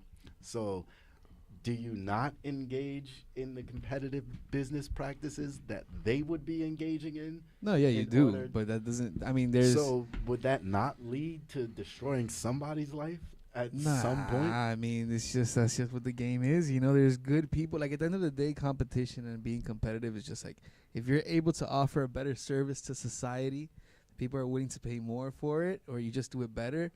Then that's all it is. You know, you're doing a service to society. The fact that your competitors aren't gonna do as well as you, that's not on you. You know what I mean? Okay, but then your company gets big enough to buy the competing company, and then you buy that competing company, and then you fire over half of the people that were working for that competing company. Okay. See, you see what I'm saying? I mean, yeah, when, but like business works in a like a it's business. yeah. It's, Yeah. Business, you know what I'm saying? Yeah, I'm sure they can get other jobs. You know, It's like, capitalist. damn. I mean, there's We live in a there's capitalist society, so. Yeah, that doesn't make it okay, though, right? Like, Yeah, but I mean, you're firing some, you're hiring others. Things are probably getting cheaper for some. I don't know. The last thing, I can't remember the last time I saw a CEO to be like, you know what, I'm really excited about hiring people to give my money to. Like these CEOs do what they can to cut costs, right? Like I mean, you still want talented people though. I mean, wasn't there just a strike in Hollywood over the AI writing scripts and shit like that? Like, so maybe you don't want talented people, you want a machine. And that would be great. That would be great. That would be very cost. People be annoying also. You know? Yeah, of course. People be dickheads. All right, so I'm just not supposed to grow my company. I'm just supposed to. Oh, that's not what I'm saying. That's not what I'm saying at all. And that's not even close to what I'm saying. I'm So would you not? So you don't fire the people? imagining from a level that is nowhere near $20 million, laughably near $20 million. I'm like, I wonder how much that, like you were saying, how much that actually tests your character and who it is that you are. I mean, for sure, it depends on. Like that's what it comes down to. There's ways and there's ways. You know? You gotta be fucking. There's a lot of assholes out there making money because they're assholes, but then there's also just good, genuine people making money because they're good at business. Yeah, I don't know. You gotta be. When you say making money, what are we talking about? Mother Bezos Teresa. money? You gotta be Mother Teresa to be making 200 million. What do you think, Steve? I be thinking about niggas. But Light him up, Steve. I know you got some shit to say. Yeah, Steve. I need 5 more minutes. Steve's been in there. Steve's been in there. 200 on his million. This phone. is his favorite topic. 200 Yeah, million. You're not thinking of niggas. What do you mean, niggas? Like as in Yeah, niggas, or like just people? People. You're Yeah, not thinking of okay. people, man. Yeah. 200 million. $200 million. I think that. You ain't thinking about people. You don't meet people. You don't even around people. That's a terrifying thought. Like that's not kind of like Yeah, a they're scary gonna- thought. Nah. You ain't around people. Yeah, Steve is saying that like this is all right. So he says he see a good person make $100K and get a nice car, and he'll turn into an asshole. Bro. And then that yeah, but asshole that, just but turns there's into- also Niggas don't limit. asshole with a new phone and shit. Nigga. Like you change your dress, you change your phone number. With Damn. 100 mil, he's not gonna talk to Bro. No. So I'm you that guy anymore. I'm saying that like with He would change the number. Won't give it to you. 100 million. You think we're doing this podcast right now? 100 million? 100 million, you think? Me personally, if we're asking me personally, Yeah. me personally, 100%. What? No, I 100%. I Sell me the podcast for 100 million. No, you're gonna no, say no, Oh no. no, I would definitely sell the. Nah, like, it's funny. like I'm a human, not an idiot. Like, like so basically, the way that I would look at it is, if I had $100 million right now, it would free all of my time up for all of the things that I like to do. Yeah. Doing something like this and is your one of friends' the times things probably. that at core. Yeah, you hit a point. I mean, the most important is just time. You know, when you handle your own time, you have the power That's to it. use it. Is actually more than having $100 million. Exactly. You Exactly. So time yes, is- we're time doing is this the most podcast. precious If thing I ever. would have $100 million because, in fact, That's true. we're doing it way more comfortably. There would I don't know. There would be all sorts of unnecessary shit in this building right now. Like, it would make it more comfortable. Like it would be kind of like that. Like a friend of mine. Shout out Enlighten Light. He told me one time, he was like, I think that money only magnifies the person that it is that you are, right? So like if you're a piece of shit without money and then all of a sudden you get money, then you're gonna be a piece of shit with money, and the range of your awfulness expands because you have more power to expand that range of awfulness. But if you're a kind and generous person with no money and then you get money, the likelihood of you maintaining that core of who it is that you are as a kind and generous person Is more. becomes radiated as well, right? Like that's what I would like to believe. I don't fucking know. I don't know. I don't believe that shit. You don't believe? What do you think? You think that money actually like at core changes people? Yeah. Yeah. I think money is always gonna change you a little bit. it changes the way certain interactions go, like for sure. Like it changes your environment. Who are we but our interactions in our environment? So essentially, nah, I don't. I think that. You think you're more than your interactions in your environment? Yeah, actually. Okay. I would like to believe so. I would like to believe that I'm an amalgamation of all of those interactions and experiences, of course. But I think that those experiences have taught me that I still exist separately from those things, those external forces. But we only know you through your interaction with us. That's true. That's true. That's true. I can't argue that at all. And if you had 200 million, you weren't interacting with us. So I think the us would just become different. I think the us would just become different. It would be a different guest list at the party. Exactly. You know what I mean? Like that would be pretty much it. Word. But that got deep for a second. But No, nothing. Sorry. But yeah, let's move on to the next topic. I'm going to talk about the whole rock thing, just to lighten the fucking mood. So The Rock has a brand new like shampoo. The Rock, Dwayne Johnson. That's funny. The Rock, Dwayne Johnson. Dwayne Johnson, the most electrifying man in sports entertainment. If you smell what The Rock is cooking. Jumanji Rock. All right. Kevin Hart and yeah, you know what I mean? That Rock. The one who's famous for being bald. Right. He's bald as fuck. He has a shampoo. Fucking. And Oh, right. Oh, so now I get dropped it. the Now I get it. Dropped the shampoo. shampoo. Oh yeah, I dropped it. My And bad. a hair care product line. Now I get the premise. Yeah. Just wanted to make that super clear. Shit. He must got hair somewhere else. All right. Pause. Hey yo. But I would accept that if not for the fact that he did a commercial washing His hair. Yeah. Washing his hopes and dreams. Because ain't no hair up there.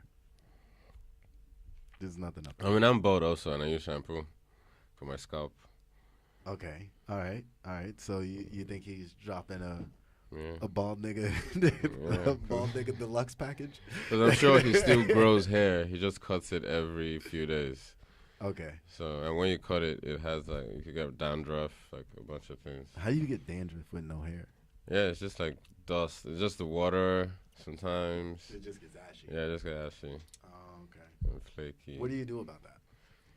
Oil, shampoo, conditioner. That's ridiculous.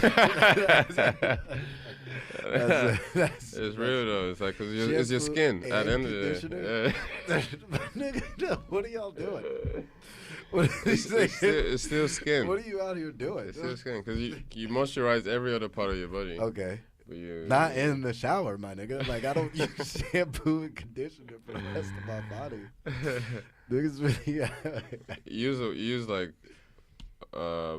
gel for your body. Okay. And then you I don't dry use... up. I use You just lotion use just or water. cocoa butter. You just use water. Oh, you mean... No. Like, Yeah, you use shower- soap. Yeah, shower Oh, yeah, gel. I use, shower. And then after it dries up, you use cocoa butter. So you sort of like have a process. Nah, But we you're don't skipping have- over the fact that you said you use shampoo and conditioner. Yeah, that's the process. It's to like... Walk me through that process. So, I mean, you only need like a teaspoon of shampoo because Okay. you ain't got no hair. Okay. So,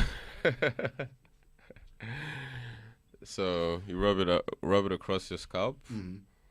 You know, let it simmer for a few seconds, and then you wash it off, and then when it like dries up a little bit, Okay. you know, gets a little bit. Wait, like conditioner outside of the shower? Yeah, outside the shower. That's diabolical. Yeah. You need to be And then you incarcerated. just like, and then you wash it off, and then Jail. Like, and then you use like some ointment. yeah, see, that makes sense though. Like ointment and the oil, But like, get your Tyrese going. Like it's never enough. Ointment is never enough. Because there's no place for it to like really. Because you don't know. Hide, yeah. Like, you wear a hat, you like. Yeah, like. You open it up, it gets dry. So. So, if after doing all of those treatments, like up here on the top of the head, right? Do you wash your face afterwards, right? And then, and then if you wash your face afterwards, how do you know where to stop? The face is being washed in the bathroom. I wash my face outside the bathtub. You don't wash your face in the shower? I wash my face in the shower. Oh, yeah, okay. I'm just fucking with you. I'm just, I'm fucking with you because you came to. I like the visual. The Rock. You came to. I came to 7. I mean. Yeah, you were like, nah. Niggas be holding it down, my nigga. Like, I got stock in Garnier Fructis, nigga. Shit. Maybe he did. Maybe actually. I mean, I guess. It's called Papa. It's the name of the actual shampoo is called Papa Tui. Papa Tui. I assume so it's like Papa's, you know. So it's like. No, I assume it's like a Maori word for something, like, or a Samoan word for something. That's what I assume. Yeah, I mean, it has Papa in it. That's already like old nigga vibe. So. Yeah. But he was definitely in that commercial using that shampoo. Damn, Dwayne. I mean, the crazy part is, I bet it still sells out though. Probably. I mean, when you have that type of brand recognition, right?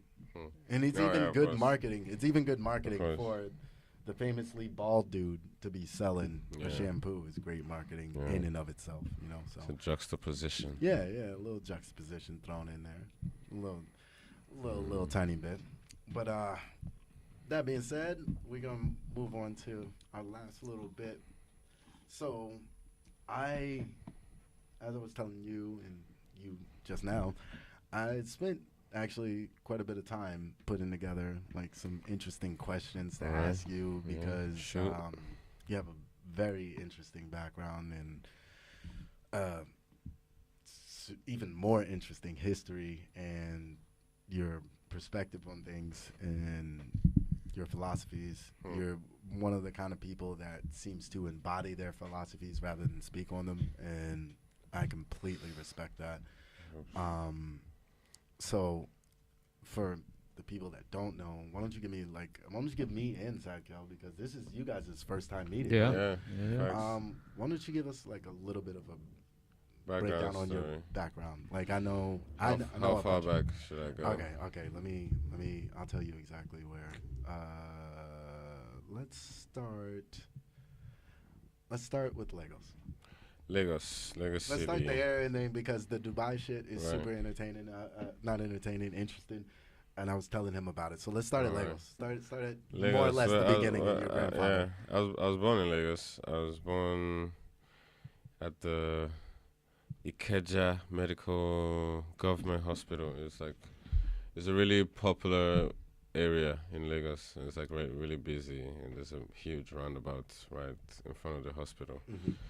So I was born there, and I sort of grew around that area for the next like 13 years of my life.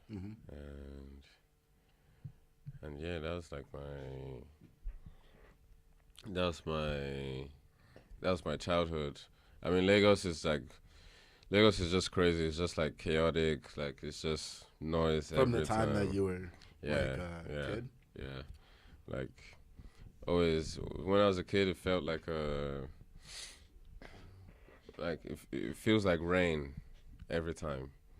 What do you mean? You know, like sensation of walking through rain, and there's just so much. It's like a sensory overload. Yeah. Okay. Every time. It's just like really, you just have to be like super aware and stuff. I remember just being really aware and being really, just a lot of things happening at the same time. Aware or like hyper vigilant, like in a. Lagos is the most populated city in Africa, So it's like Okay. so it's like New York. No, yeah. Maybe it's like number 5 in the world or something. God damn. Yeah. 20 million is heavy. Yeah. So it's like 20 million is heavy. everyone in Nigeria. So growing up, I thought Nigeria was just Lagos. Because if you're born in Lagos, it's sort of like if you're born in New York. Like you never really leave, and you think like the whole. I get it. And then man, that's how it was. I had a pretty chill childhood. I wasn't like we weren't like poor or like broke. We were like middle class back when middle class existed. When the gap was thinner. You know, and it was chill. Definitely have a lot of people like you see people around you who are richer, people around you who are poorer. So you sort of have a balanced type idea of life in a way, and that's how it was until 13, until like we lost our house. I don't know, until house got into a fire. Now, when I was doing research on you, and then especially the very extensive bio that you sent over to me, right. I read that your grandfather was it was a tailor, but back in my grandmother was actually I don't know what my grandmother was doing, what she did, but she was sort of like I think she was like part of like some family in the village, some shit. So that's back in the village. So that's not Lagos. So that's like back where my dad's outside from. of like. Yeah, it's like 6 hours. Okay. It's sort of like Barcelona to I get it. Bilbao or some shit. I feel that.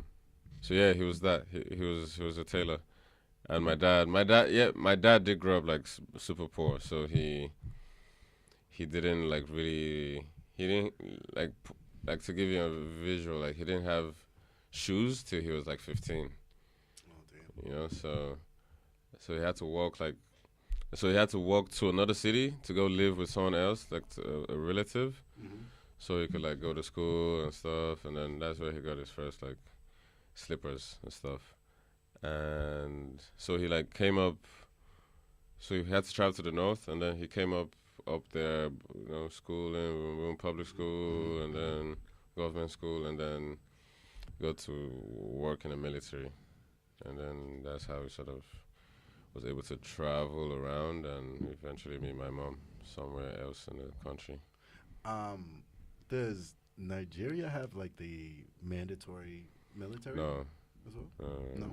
Oh, so it was like a optional. There's enough people to. I feel that. But it was a huge military culture because it was once a military. It was once a what do you call it? Republic. Okay. Yeah. Oh shit. Before it became a democratic state. Okay. Yeah. So the military culture is still very strong. ingrained in the presidents after it became democratic were actually military men who just turned into politicians. It's like the opposite of Trump. Yeah. But no. Okay, yeah. Equally as bad though. Maybe worse. I don't know. I don't know. I think it's all politics is pretty shitty, and it gets sticky. No, we definitely had worse presidents than Trump in Nigeria. Yeah, and in Kenya. in Kenya, bro. There's been shit. Because you're Kenyan. I'm not Kenyan. Oh, no, I'm African American. Oh shit! So why do you bring up Kenya? Because I have a lot of Kenyan friends, and I ended up doing research about the stuff that they talk to me about because I want to know. I know because I'm curious. All right. No offense. I apologize. Shout out all my Kenyans out there, bro. But no. I have a friend who every time that we link up, he's in Kenya now. Oh shit! Like, and I want to go to Kenya, man. Shit. Yeah, he keeps trying to get me to go out there. Bro, let's go. When you going, let me know. I might have to slide. But back on you. Right. So I read in your bio that you ended up living in Dubai. Yeah. For a short period. So is this like when you say you were in Lagos from 13 to No, from 0 1 to 13. And then Then it was to Dubai? yeah, so at 13, 12, 13, we moved out of the center of Lagos, moved to other parts of Lagos, and then we temporarily moved to Ghana, like Accra, Ghana, for like 8 months, I remember. And I went to like Ghanaian school, primary school, for a few months, a term, 2 terms. And then we didn't like it so much, so we came back to Nigeria. And then my dad, this is 2006, 2007, because my dad's an architect by profession. That's so what it was. I Right, brought up your grandmother. It was your Right, dad. right. That's your dad's an architect, and Right. and your grandfather was a tailor. Was Yeah. okay. And my mom used to do some textile. She used to have like a workshop. We actually used to produce textile like outside our that's house. what it was. That's Yeah. what it was. Sorry. But So I don't know if you know like this. I don't even know what it's called in English. It's like the things that you put you put the thread through like starch.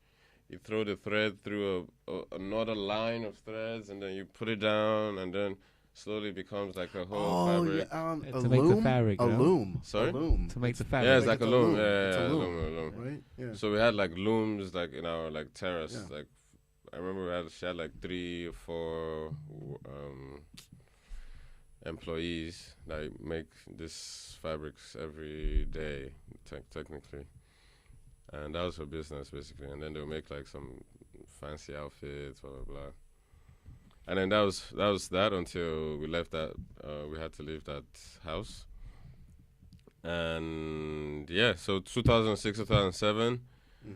My dad was having, like, My bad. my dad was like, This? You talking about that? yeah, something like that. Oh, It's yeah. a different one because it's like It- bigger and bigger, it's standing. but it's like yeah. a big loom. Okay. Yeah. Okay. Yeah. And my dad, so 2006, 07, he was having like some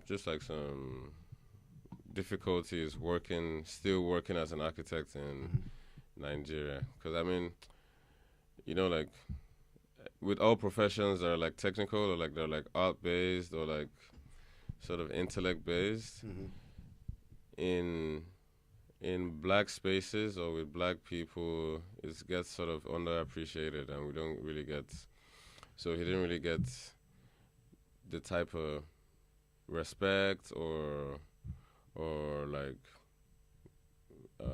just business that he was at his level, Okay. So it's like, he's gonna go look for opportunities. So back then, in the United Arab Emirates, there was a lot of construction happening. It's like the economic boom, blah blah blah.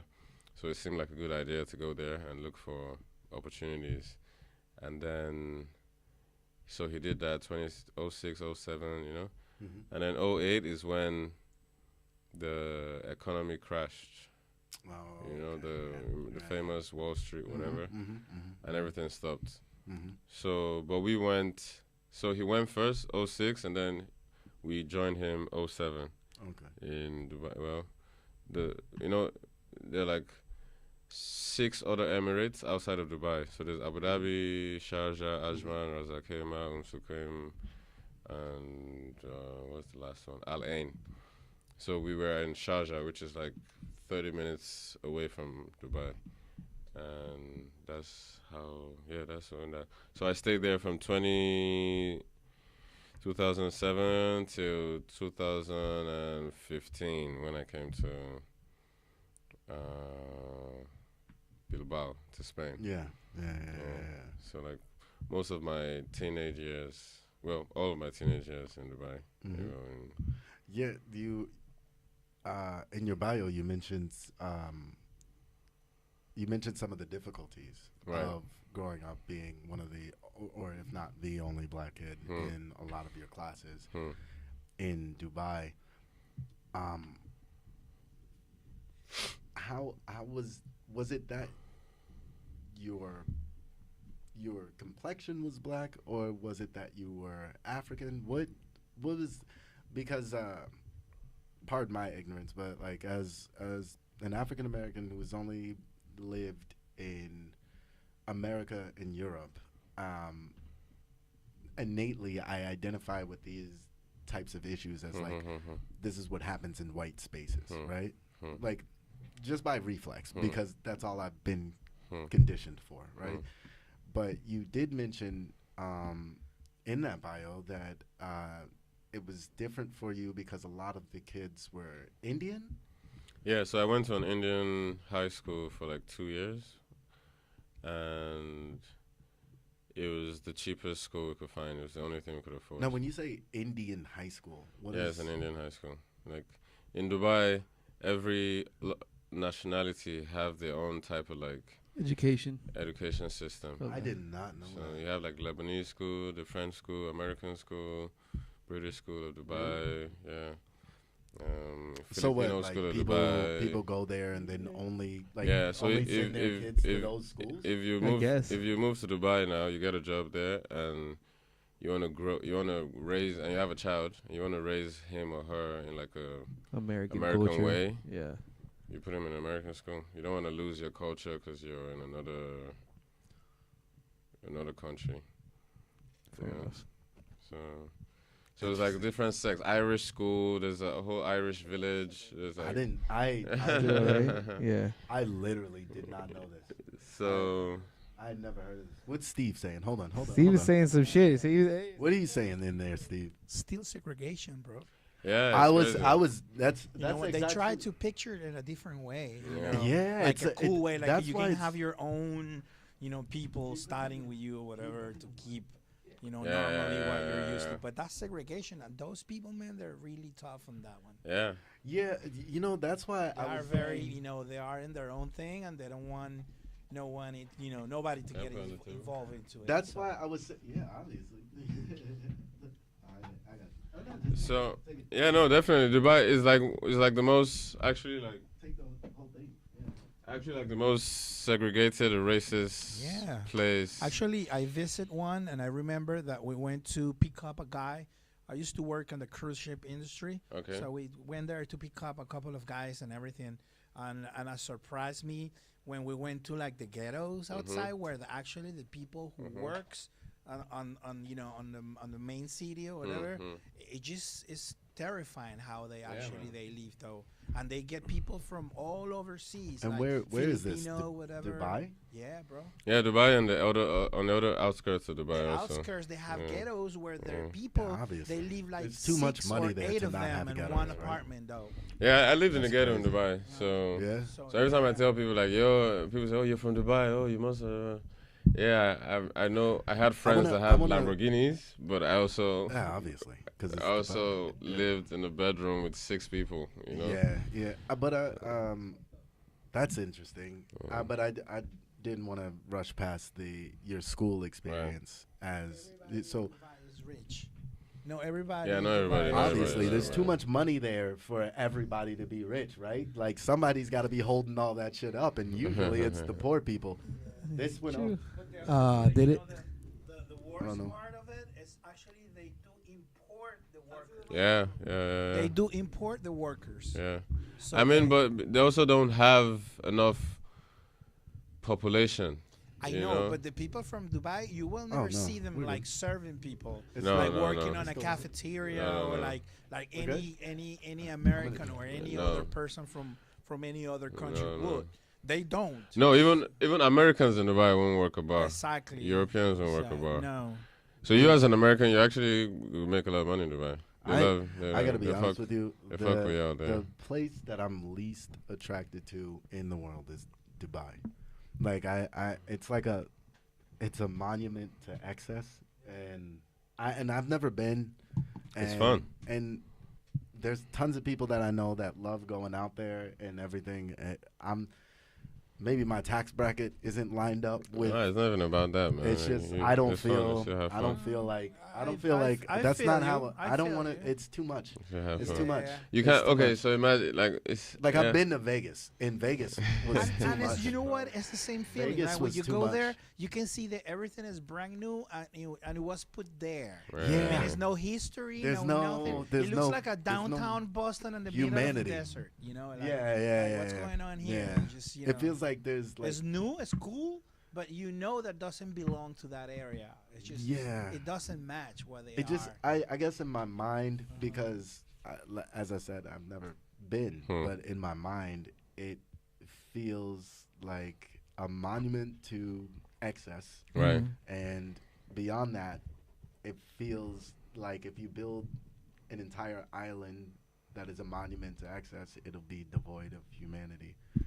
And I think, like you said, where it's like you go there and all of these buildings are brand new and they're very specifically placed there, and it's like you niggas didn't build this building like this because there was like a river that used to run by here, and It's not like when you go to New York that you see big buildings and you say like, "Damn, look at this building." You know, it looks like it's been here for 100 years or whatever. Yeah, Like when there's you go culture there, to it's it. like everything is fine, it's nice, it's impressive, but you know that it's it's just it's sterile. yeah. I think you'd be like- surprised. I met the Very, you know? kindest people in like the this. Oh world. no, that's not even that's not And- my that's not my like that's not my idea of the people. I just assume that the people are that people are gonna be people. It varies from place to place, but people are still people. It's just a different reality. If you lived in the desert and you had a lot of money Yeah. and you wanted to make something of your life and of your people, what would you do? Yeah. No. I'm not. You figure something I'm not out. anti. Yeah, I'm but not you know what? anti-Dubai. I'm just like, saying I've never been. Let's and it seems compare weird. Dubai with like other like brand new city like in Indonesia or whatever. Okay. You know, all those. Yeah, but brand Indonesia new is cities. a really has a lot of history. Well, but what I'm saying, like even Dubai you can was see built. those millionaires' new cities, that happening right now, even in Shenzhen and China, whatever. Singapore. They're very modern. They're very nice. They are recently designed cities and whatever. But it's not as tacky as as a Dubai. You know what I'm saying? Like you go to Singapore and you see like, whoa, it's nice. yeah. It's new, it's nice. It has a flavor. Yeah. It's part of the Asian culture. Yeah. Everything. And Well, it feels right. It Singapore feels right. Singapore is not that hot. So like 40 degrees Yeah, I for know. bro. It's crazy. Every 42. day of your life No, I is hate the heat. 42 degrees. It's Bro, I worse hate than the heat. Arizona, though. Bro, Bro. I hate the heat. You come out of your house. Yeah. There's no like. There's no Nah. like. Nowhere There's to no. hide. There's There's no nowhere hiding. to There's no hide. like. No. Good. There's no shadows. Like, oh, I'm gonna hide in the shade. I am Actually, good. there is people that I only think that's come out, another like, reason. Yeah, at nighttime. nighttime. That's another reason Yeah. why I've not been attracted to Dubai, because it's the fucking desert, and You know, so there's no side. I So don't like heat. there's no there's not so much sidewalks because you're not gonna go for a walk. Why? Because I'm supposed to have a Lamborghini. Yeah, no, and it's too hot to go for a walk. Oh. You know. Oh yeah. Even the parks were weird. Having a park, because they have parks, and I used to go hang out What in are the park, what play are football in the like park. the slides and shit made out of? Because it can't Bro, be metal. a lot of shit. It can't be metal. Bro, a lot of shit. if it's that hot. It's easy. It's so common to see shit melted on the street. Like, your like car mirror melted, or like some shit. That's fucking. If wild. you leave your phone in a car for Bro, 20 minutes, it will burn. Bro, Just like that. bro, Yeah, you it wash your does. clothes. Yeah. You wash your clothes, put it outside for an hour, 30 minutes, or just 30 minutes. Come out, it's dry. Hell no. I gotta be honest. The worst heat I've ever experienced has been Texas.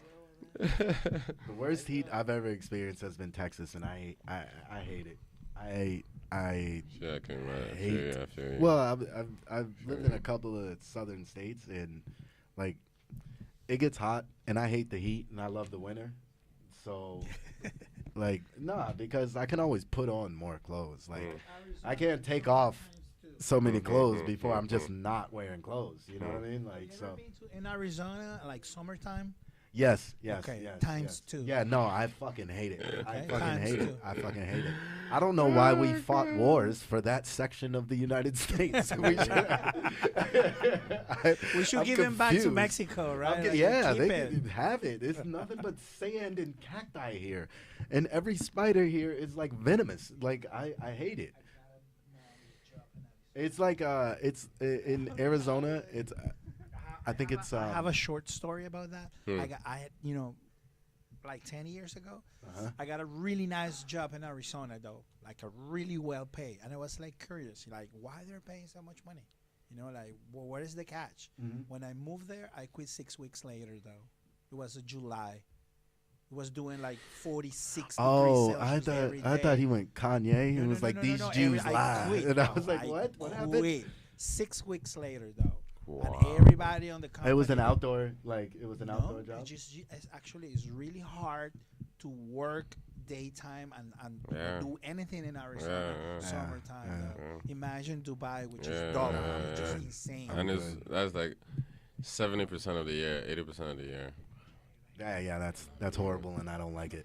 But so what was the experience? We keep All right, digressed a the little bit. experience, like school. school. Let's All right, keep it- yeah, we can keep school. it School simple. was like, bro, it was the weirdest shit ever, man. Is no one believe, no one. You can't make it up. You can't write that shit. What? So you're a black kid, African kid going to an Indian school. Most of the kids are Bangladeshis. Mhm. Because of the hierarchy, because like Indians are higher than Bangladeshis in their weird Asian hierarchy. Mhm. So all the teachers are Indian. Oh, the principal is Indian. The curriculum is Indian, but it's English. The reason I'm going there is because it's English. Yeah. Boys Okay. So Indian. you ended up in the Indian school in Dubai Yeah. because it was done in English. Yeah. Oh, okay. And this is not even Dubai. It's like 1 hour outside of Dubai. Okay. So it's like ghetto, as far as ghettos going, as Arabian ghetto. I don't know what Arabian Well, ghetto is, man. Don't worry about it. Hey, say less. Say less. So I mean, this is the cheapest. This is what we could afford. This was 200 dirhams at that time, so that's like 50 euros a month. And it's pretty English speaking Indian curriculum. So in my class, maybe we have like 22 people, 23. I'm the only West African. There's my homie is Ethiopian on the side. We have one Sudanese, maybe one Somali, and then that's about it for black, right? But so the Sudanese, the Somali, the Ethiopian, the Nigerian guy, and then most of the other kids are Bangladeshis.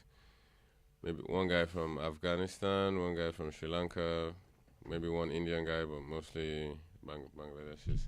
Okay. And then the teachers are mostly women, Indian women with their bellies out.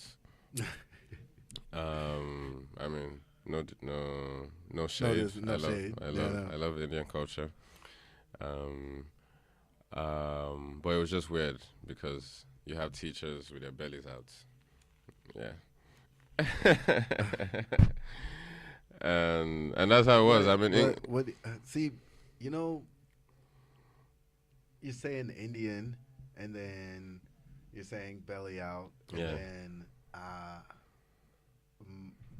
I am like, how were they dressed? Like they weren't in they're belly dancing gear, because when you say that, like, it makes Well, me feel like, to Europeans or to Americans, it would seem like belly dancing gear, but it's just the Indian like traditional clothing. yeah, I called it belly dancing gear. That's yeah. how American I am. That's fucked up. That's fucked up. I was super wrong for saying that way. But no, it was weird. I mean, it was weird because it's just a whole Indian curriculum. So I'm learning stuff about India that I shouldn't. I know like Indian geography, states in India. I've never been to India. Oh. I'd love to go there. Yeah. Same. Love Indian women. Love Indian food. Who knows? Not a fan of the food. might end up with a little Nigerian Indian baby. Yeah. No, but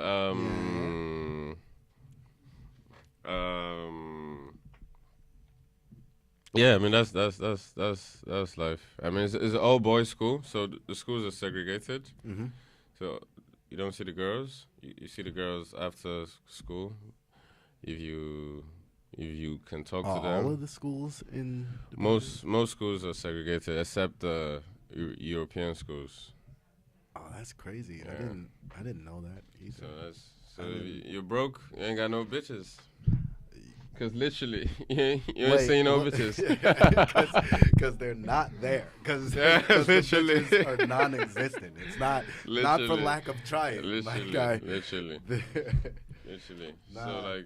So it's a weird like conundrum. Like it's a weird paradigm of like just how you grow up socially and how you develop your social skills also. So I'm glad I'm able to be normal now. I'm glad like I ended up normal, you know, like relatively, because I'm still like severe identity crisis. Yeah, I mean, yeah. Yeah, I mean that happens to a lot of us. That happens to a lot of us.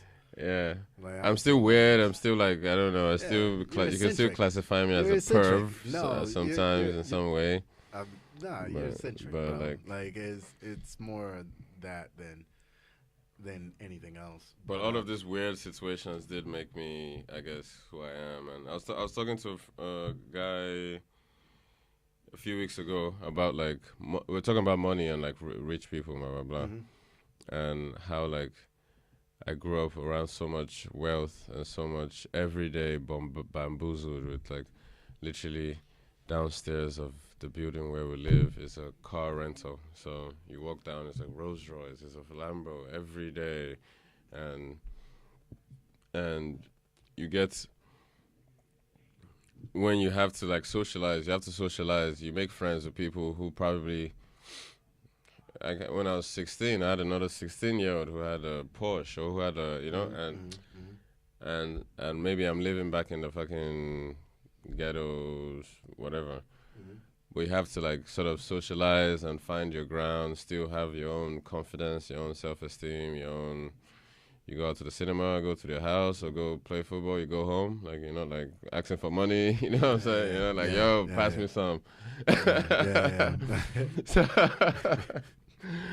So somehow it creates like that weird, like, and I'm still trying to break out of it, because in a way it might be backwards in a way, because it's almost like you are aware and close to so much wealth, but you can't touch it. You know, like you have no access to it, even though it's so close to you and it's in your face every day. And then you have to. You know, I used to have that that feeling sometimes, not nowhere near at that scale, but like I used to have that feeling sometimes in New York where I would go from Brooklyn to Manhattan, and then I worked in Times Square, right? And one day I saw a woman that was like very visibly dying of cancer with a sign that said, I'm dying of cancer and I can't afford treatment.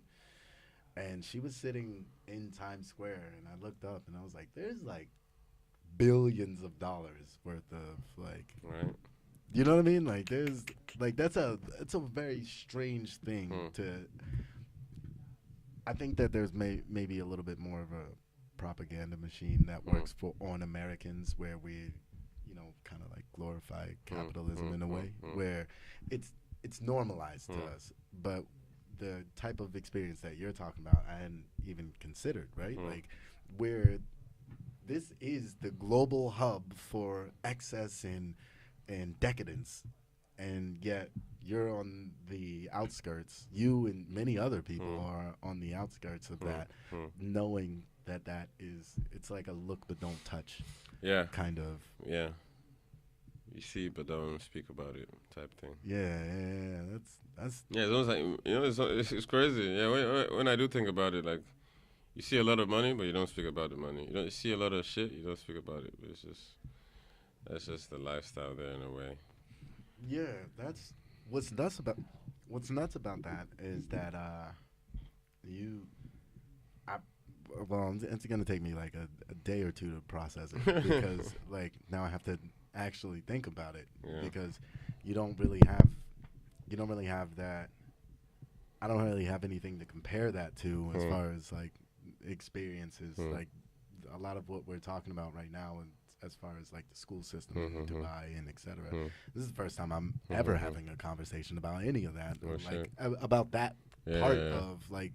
Usually when I'm having conversations with people who are going to Dubai or just came from Dubai or anything like that, they're either working or safari. Yeah, they're on vacation. So like the stories, even the bad stories, aren't like the bad stories of the actual culture. It's like, oh, and then I went into my 5-star hotel and guess what? There was only 4.5 stars. Like it's like, well, it could be worse, like kind of deal. But I mean, skipping ahead a little bit, you moved to Bilbao and you started touring and performing with a group called the Ego Sex, right?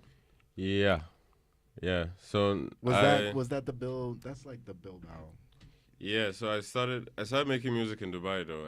I had a group in Dubai, like a rap group. Nice. Called Mercedes Black. It was like a weird, like, sort of like, think of like theater kids type vibe.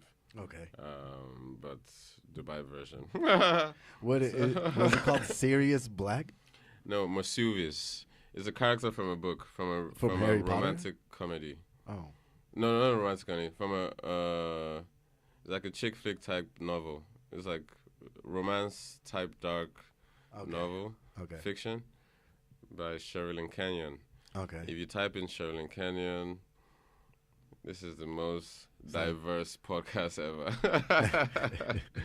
It's like white trash. That's like white trash. American, like. What is it?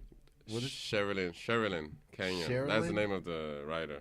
Sherilyn Kenyon. Okay. And go ahead. I'm Right. listening. So Mercedes Black was just a bunch of kids making rap music. I'm Nigerian kid from Filipino, Sri Lankan, another kid from Iraq. Like he was like believe it or not, he was half Iraqi and half Iranian. Okay. And he rapped and he could rap and then who else was in the group, man? Some kids, Sudanese, but American kids, and then Jess was from like New Zealand, but it's like some weird kids, you were right? like the United Nations of Benabars, bro, of Dubai bars, bro. But I met most of them in a talent show. But then I left. We all like went separate ways, but eventually I left because I was just like, and I came to Bilbao to study fashion design. Mm-hmm. And then while studying, I was like, okay, what am I gonna do with music? I didn't want to rap no more because it's like. I feel like I was just being fake, I was fake in what way? I just feel like I was just rapping like shit that I've heard. I'm just I'm just the character wasn't actually you. Yeah, I was just like, yeah, man. Like it's like I can make this sound good, but this isn't me. Kind of, yeah. And we're just like rapping, anyways. Rapping for the sake of rapping. Yeah. So then I started just experimenting with other types. Also, that was the time where I figured. Or I learned about like 70s, Afro 70s music, like Afro funk and Afro rock. And I was alone, living alone in Bilbao. I had a lot of time on my hand and somehow stumbled upon it through essentially through Fela Kuti, right? But through a festival that happened in the 70s. There's this big festival that Black Arts Festival that like Stevie Wonder, everyone came to. It was like back then when like Pan-Africanism and like was like So through that festival, I was like, oh wait, who was at this festival? Boom, boom, boom, boom. I found out about like all the other artists that were around during that time of Fela. I mean, Fela Kuti, So Fela Kuti is like the legend, like the crazy jazz man, dude. Yeah, Yes. very, very good, like African jazz music. Yeah, known as the founder of Afrobeat. So he was the first one to call his music Afrobeat. Super dope. And then No, everyone that's started first making time. Afrobeats. So he was famous because he was like super controversial. He used to fight with the government. The government like took him to prison a couple of times. They sounds killed his familiar. mom. This sounds familiar. Yeah. This sounds familiar. So it was like this like Bob Marley type figure in Nigeria, right? Okay. So, but he was the biggest artist at that time, or one of the biggest. But, and everyone speaks about Fela, Burna Boy, Fela. Everyone, yeah. what's your okay, inspo? What's your reference? Fela. Okay. And I was like, bro, there must have been other people during the time, because he was like maybe the Wizkid of that era, but they were like other artists, you know. So when I started like diving into like other people around there, I was like, oh shit, there's like obviously there's like the weird guy in the corner, there was like the psychedelic, there's like the druggie and the, you know, and they all had their own Obviously, careers. there's all the subgenres you know? every time you have a genre. And right? bro, this shit blew my mind because I was like, wait, like all of this existed where I'm from, and I didn't know about it. Like there was no photos. I mean there's Fela because it was the biggest, right? But there's no real like history. Like there's no, you know, in America you guys have like, I don't know, Wikipedia. You guys have like History Channel and like MTV Base and like where you can like go back, documentaries about it, you know, magazines and stuff like that. There were magazines, but they all died, you know. And there's no we don't have real access to our own history. So when I found out about that, bro, and then I hit up my parents. I'm like, every time we talk, I'm like, yo, do you know this track? Do you know this artist? Blah blah blah blah blah. They'd be like, oh yeah, I remember, yeah, back when we used to go. And I'm like, the fuck? Like you guys went out? You guys were humans before I was born? What are you talking about?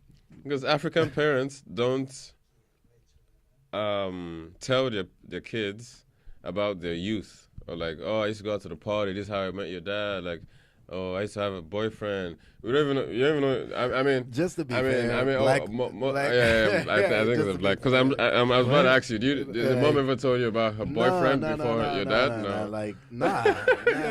Like I've heard like maybe, I don't know, a story or two, but that's throughout my entire life. Right.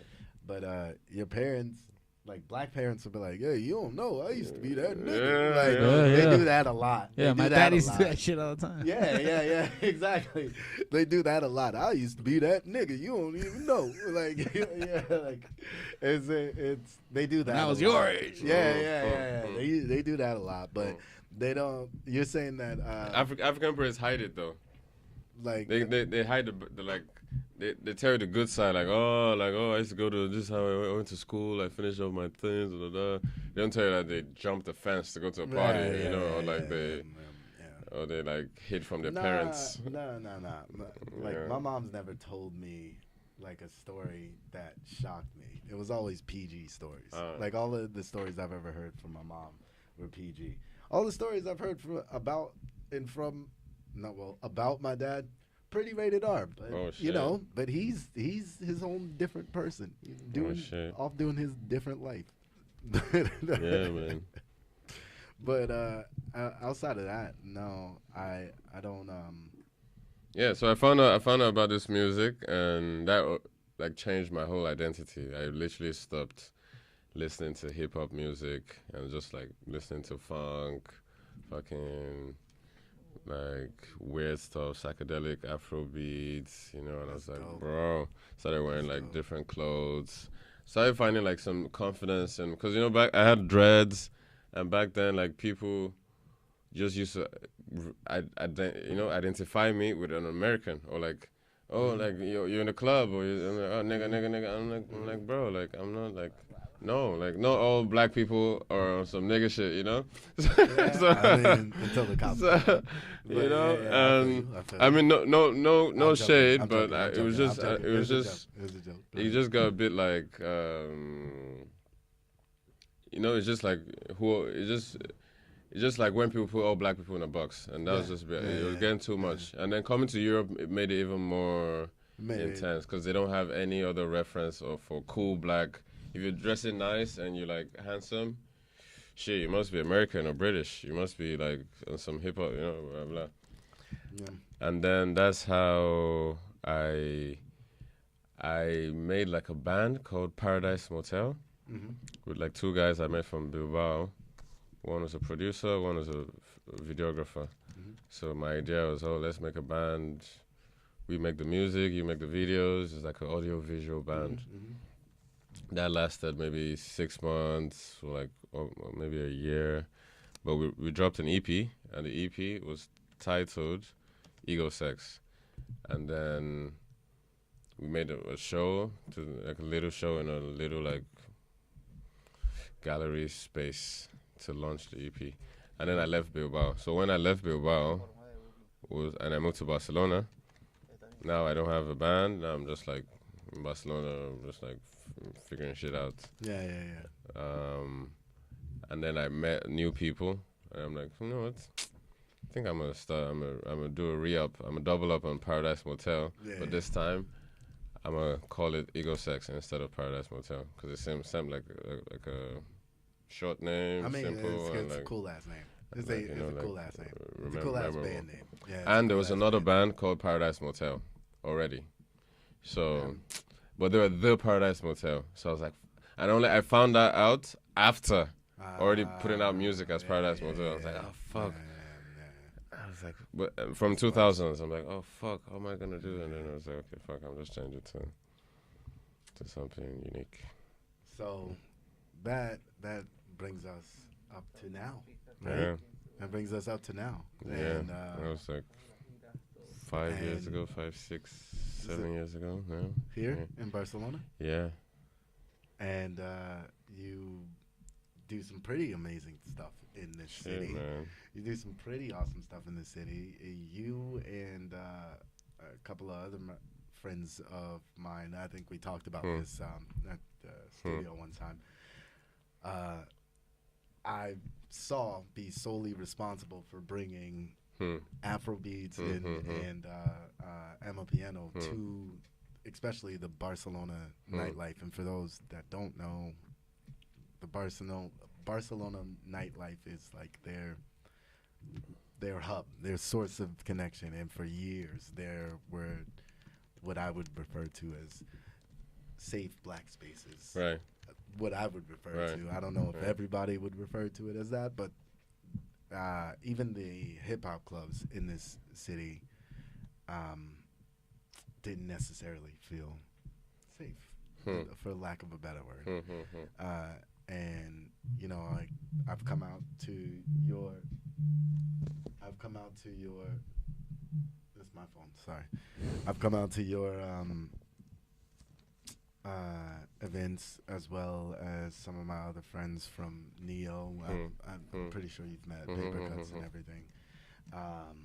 And it's such a beautiful experience because I've been here long enough to see where that wasn't happening and have to go out to these clubs and feel uncomfortable and play the wall and those kinds of things. And I've come out to your parties and I've come out to Neo's and DJ Paper Cuts parties, and it just first of all, everybody is there specifically to not only hear music but to hear new music, which is I'm not gonna say it's unheard of. I'm not gonna have everybody in Barcelona try to fucking blow my head off. No, niggas ain't trying to hear no new music though. No, people are not Bro, since I've been here, they're not trying to hear new music. But you mean in your parties too? At some point, yeah, and that sort of is low key part of the reason why my energy sort of like left the whole thing. You know? Why? Because people started complaining to us like, where's the Afro beats and where's the fucking where's the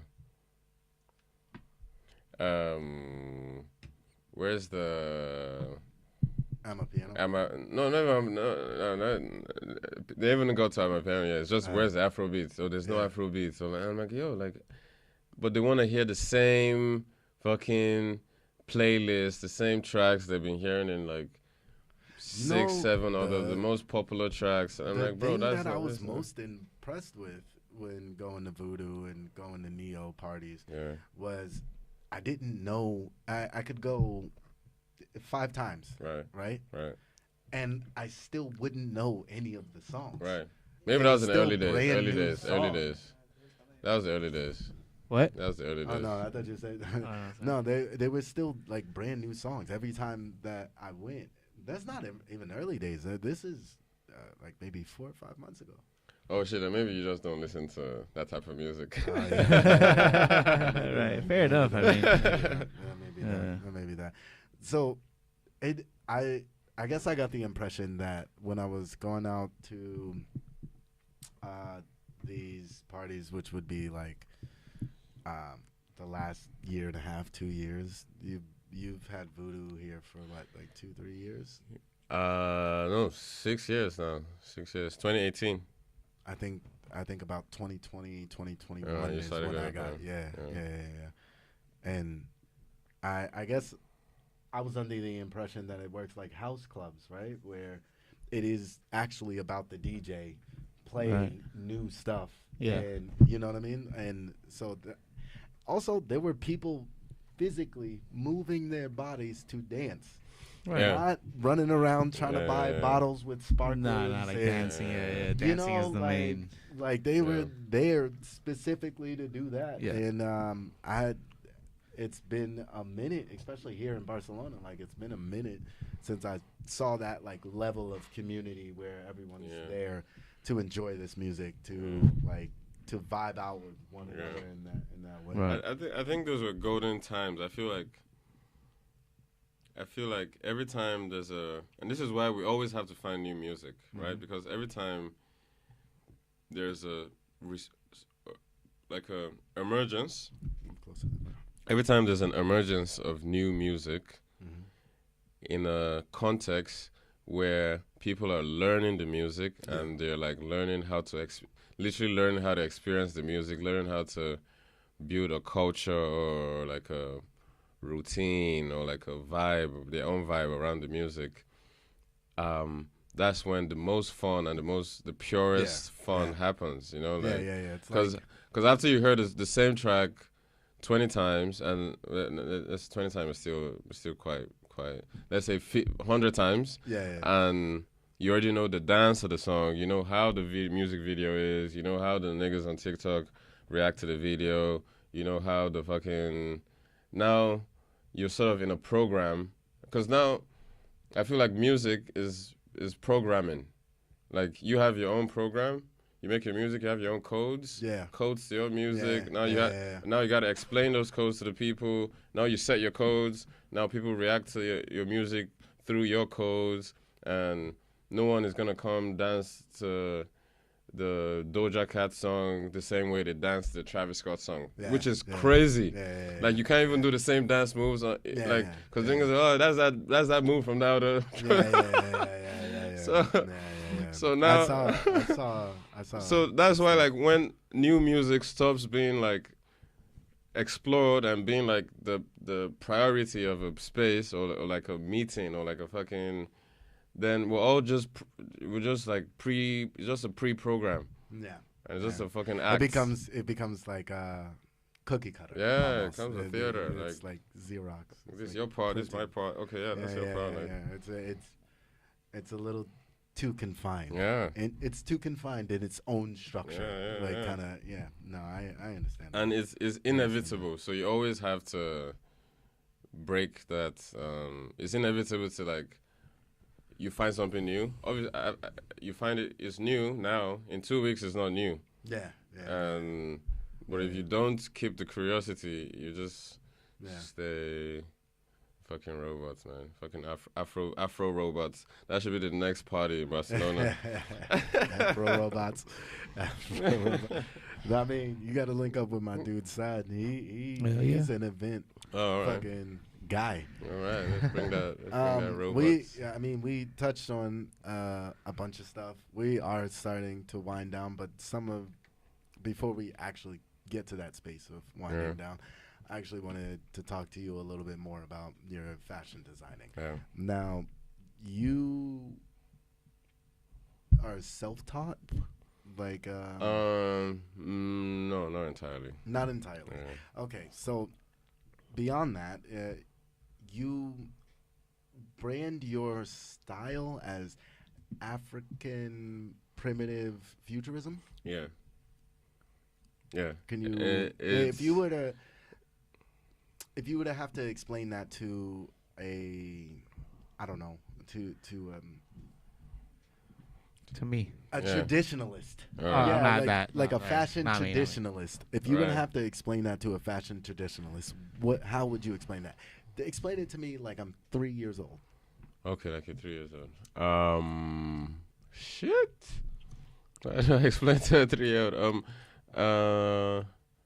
Since you're like a 3-year-old. Five. Oh, yeah, 5. I said 5 or 6 or 7. All right. Like, he's old Let's enough put to the 10, let's understand put the it. 10, Yeah, 10, yeah. 10. Yeah, 10. okay. He's old enough to understand it.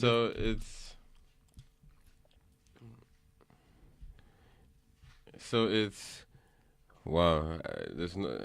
I'm gonna start using words I don't know if a 10-year-old. It's No, it's fine. It's fine. It's just as Is simple that as say you can. okay? You take your. I'm taking. This is 10-year. I'm taking my origins, right, and the most crudest and the most like the most crudest, the most crude, the most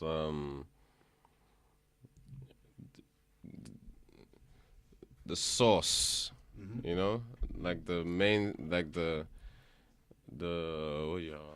fucking foundation of my I don't know if a 10-year-old understand foundation, but the foundation, the foundation of my origins and the origins of like okay, being African or being black in the world in the global sense, and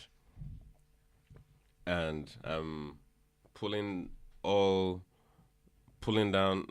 out the skeletons of those of that foundation, you know, so like those like So making a new foundation from a combination of several other foundations of your life?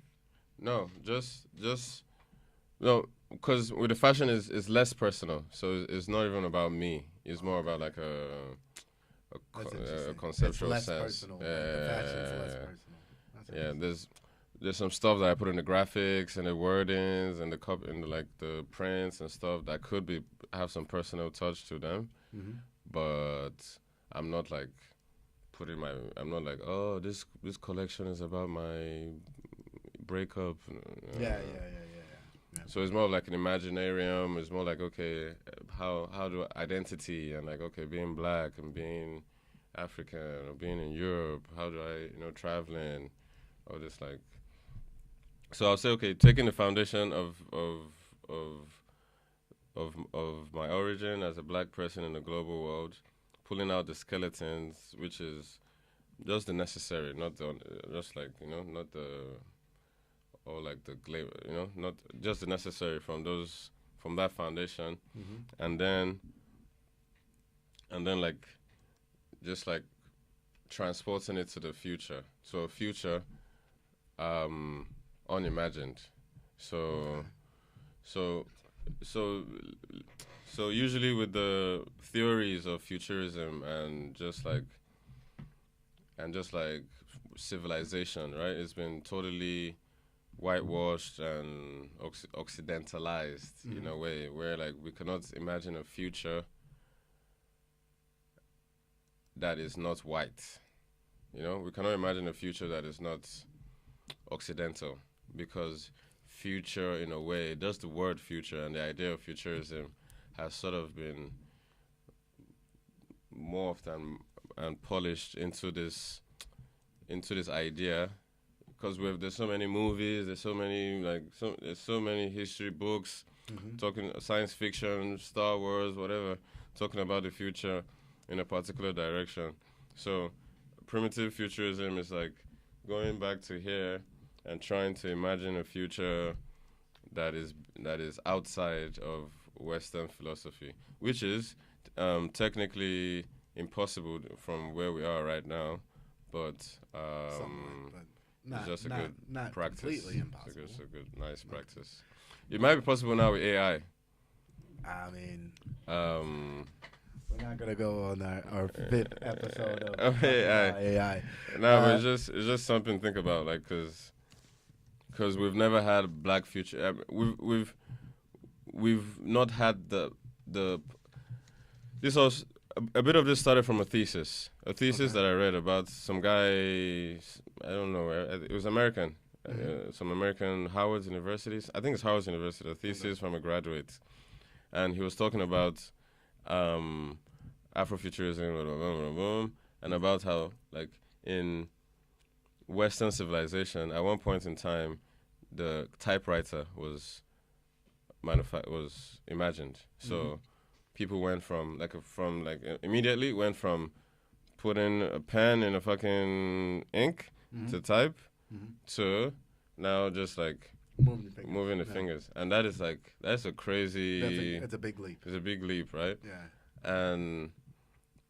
And the guy was basically sort of trying to put the reader in a mental space of what if that same thinking process was practiced in other parts of the world, like in Africa, without interruption or without like colonization coming in to interrupt.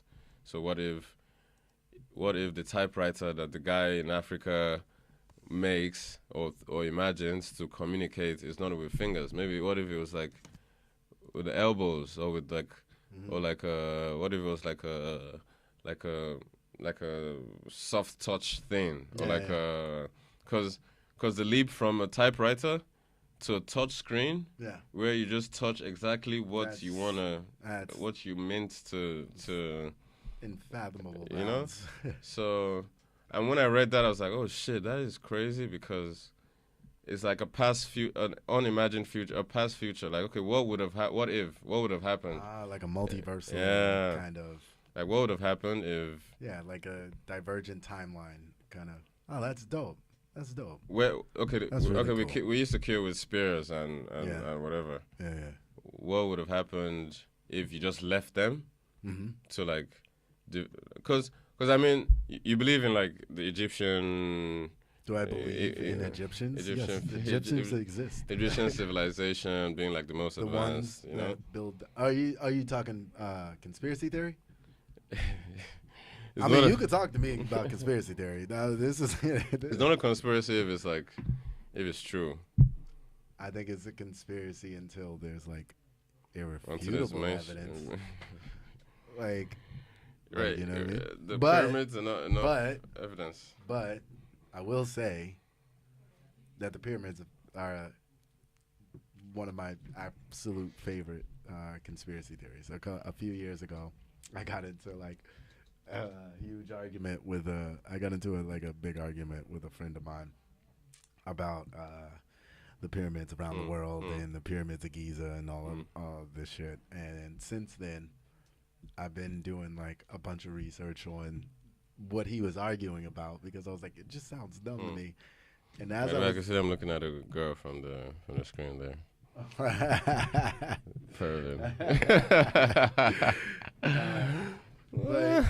But yeah, no. I there's a bunch of very interesting things about the pyramids in the ancient cultures, or the potential Younger Dryas period, right? And and the big reset that potentially may or may not have happened. Yeah. Mud floods, Tartaria. Yeah. Like I'm there. I know what you're talking about. 100%. I think the only area where I actually do start to cut off is lizard people. Lizard people is like, I don't know about that one. Lizard people is like my line for. I don't know about that one. Lizard people in the flat Earth thing. Like I'm not. You just looked at me like a flat earther. You gave me those flat Earth eyes. You gave me that flat stare.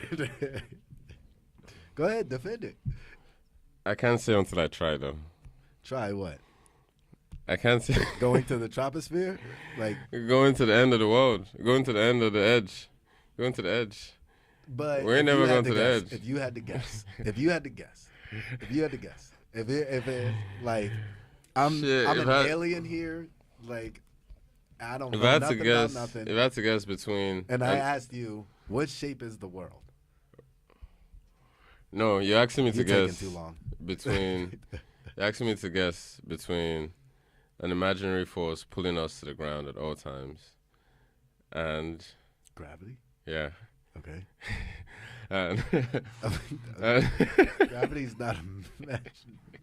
Go ahead. it is imaginary because you can't see it. Like, and That we've doesn't defied make, gravity. You can't see oxygen We've either, defied- and it's not imaginary. It is very much so all throughout this room. But you know what? All right, we're going on too I'm much gonna of a let you- I'm gonna let tangent. you This get is it. all I'm gonna let you about get it. primitive African futurism. Nah. And who knows? Nah, Maybe I'm maybe joking, maybe the primitive futurists could have fixed I think it's a dope. gravity. I think it's a real. I was going out of the topic with you. I was walking through the door, like I had backed off, and I was like, yeah, we out of here. But I think the concept for the what's it called again? Not Afrofuturism. African it's primitive African futurism. Yeah. Primitive futurism. That's Yeah. fucking dope. Yeah. Like, it reminds me of like Samurai Jack for some reason. Samurai Jack. It's like a cartoon. Yeah, you know, I guess. Samurai Yeah, I know Samurai Jack. Yeah, of yeah, course. yeah. Yeah, I guess. It's like in my mind. Yeah, That's I guess. like if I had to think about like an art style, if you say like African primitive futurism, like Right. I think of my mind immediately goes to Samurai Jack. Like that's Yeah. how it looks to me. Like, Yeah, I guess in Coolmation, Samurai Jack just yeah. because the expression was a bit futurist, but the context Yeah. was very Yeah. primitive. and Yeah. ancient. Even the character design throughout it is Right. still very kind of Only difference would be the difference between ancient and primitive. So that's why the African primitive is connected because white primitive that's or like Caucasian primitive and African primitive are like not the same. They're both primitive, but not the I same. never really thought about that. Like, I mean, I don't think Africans were in because caves. when I think white primitive, I think Neanderthals. yeah, or Flintstones. That's crazy. That's crazy. And when I think black primitive, I think tools for hunting. Like, it's Yeah, you think wild. like fucking rituals wild. and like Yeah, ritual yeah, dances yeah, and stuff, yeah. which are I technically might be like racist. Nah, it's all semantics. Like we all like it's just like a whole world of semantics. This whole fair world. enough. Fair That's enough. how- But that's the world we live in. Yeah. That's the world we live in. So I'm gonna ask you one of these interesting questions, and then interesting questions. He says, I'm gonna ask you one of these questions, and then we're gonna get into plugging you. I think we've been on here for like maybe 2 hours. I think the Yeah, we show gotta- has been going. We gotta, Yo, how long has the show been going, son? I gotta enjoy some of the Friday night. Yeah. I mean, we're gonna be wrapping up pretty much at the best time. Let me just get this here. Oh yeah.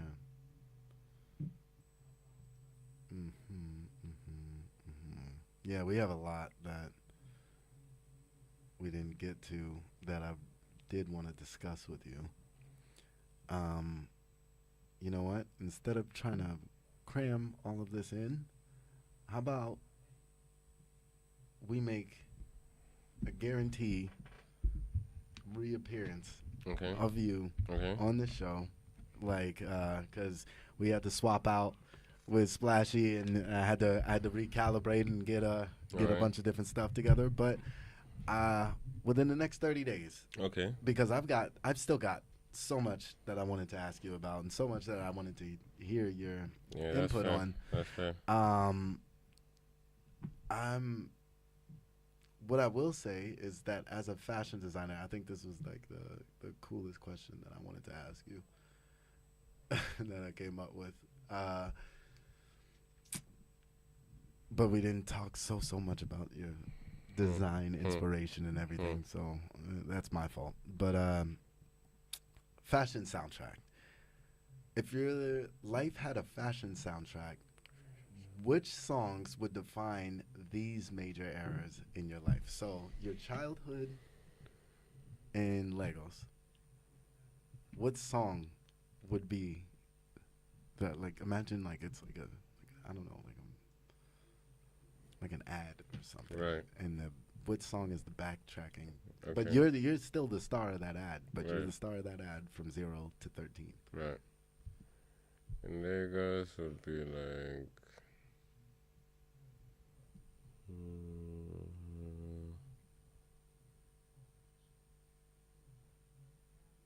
Shit.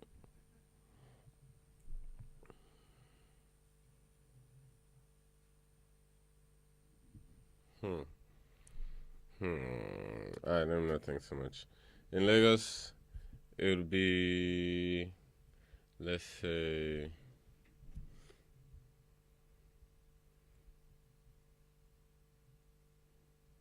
wow. Let's say Weird MC. What song? It's called Ijoya. Ijoya. Oh, Weird no, MC. I have to look that up. Yeah, her name is Weird MC. Is her rap name. All right, so this is gonna be one of the clips that I take down. So let's do that again. All right. So fashion soundtrack in your life, Right.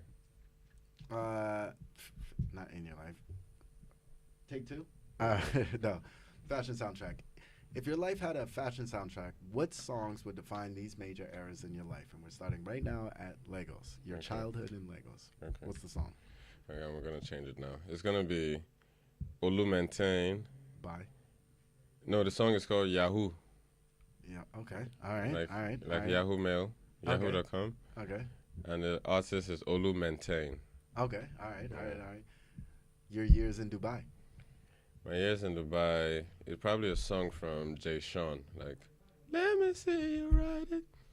You're alone, ride it. You know, Oh shit. lose control, ride it. You touch my soul, ride it. I Let know. me see. Oh yeah. He was like this Indian, I Oh, think Pakistani or Indian singer that got really I blew know up. who Jay Sean is. I know who Jay Sean is. Don't stop, right The now. melody just sounds super familiar. Let it be, let it be, let it be. Damn. Okay, so Jay Sean. I'm gonna look up that song. That when I go to put it in the clip, I'll look up the song. Your Bilbao years. My Bilbao years would be probably something from the Black Keys, like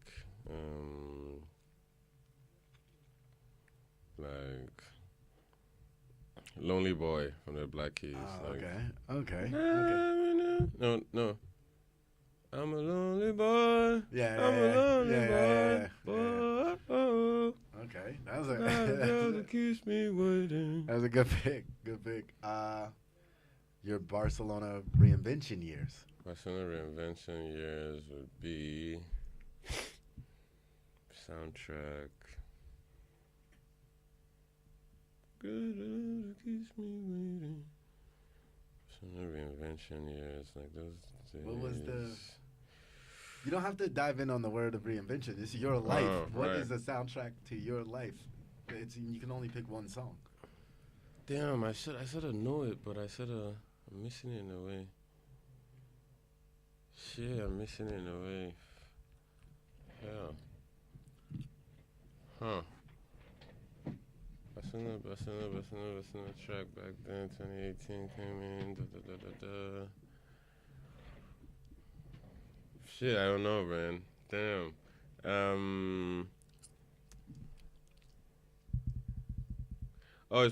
It's gonna probably.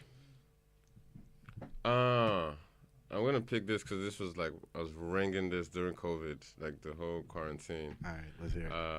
Let's hear it. So George. I Carolina. Carolina. Nope. Now you gotta send me this now. Carolina. It literally sounds like this. Sounds familiar, but I can't put my finger on it. Yeah, so, and then finally, your current stage. What is your theme song right now, where you are? What is the theme song of this moment? Wow. This era? Right now, I mean, I've always been, but We're now post reinvention. I'm probably in my Pusha T bag now. Oh, which album?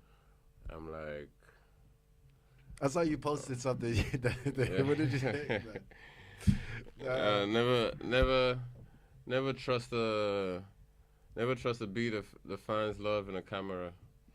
Yeah, no.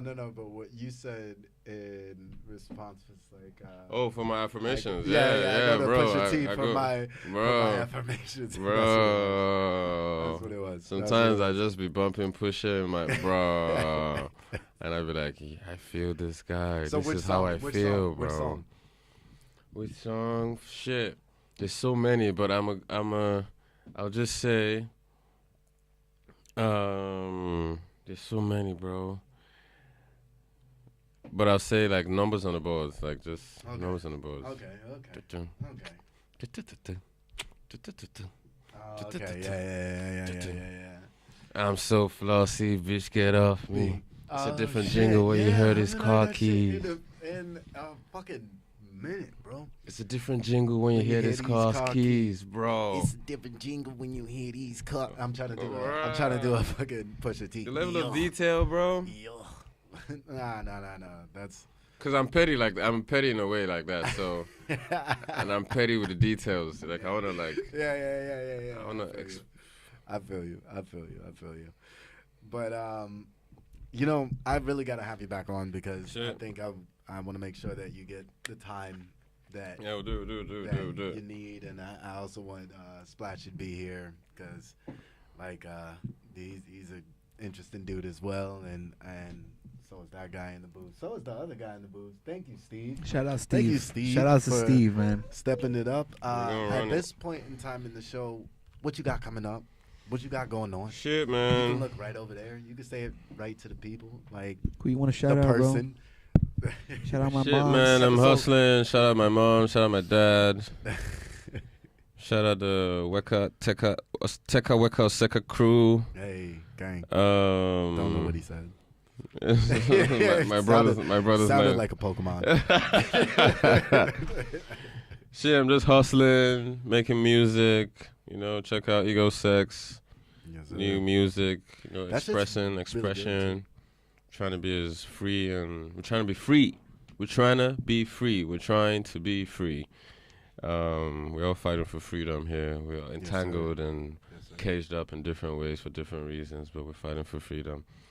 What else? I'm just like pushing the brand. Anything you got coming up? Pushing the brand, Voodoo Club, Big Voodoo, fucking,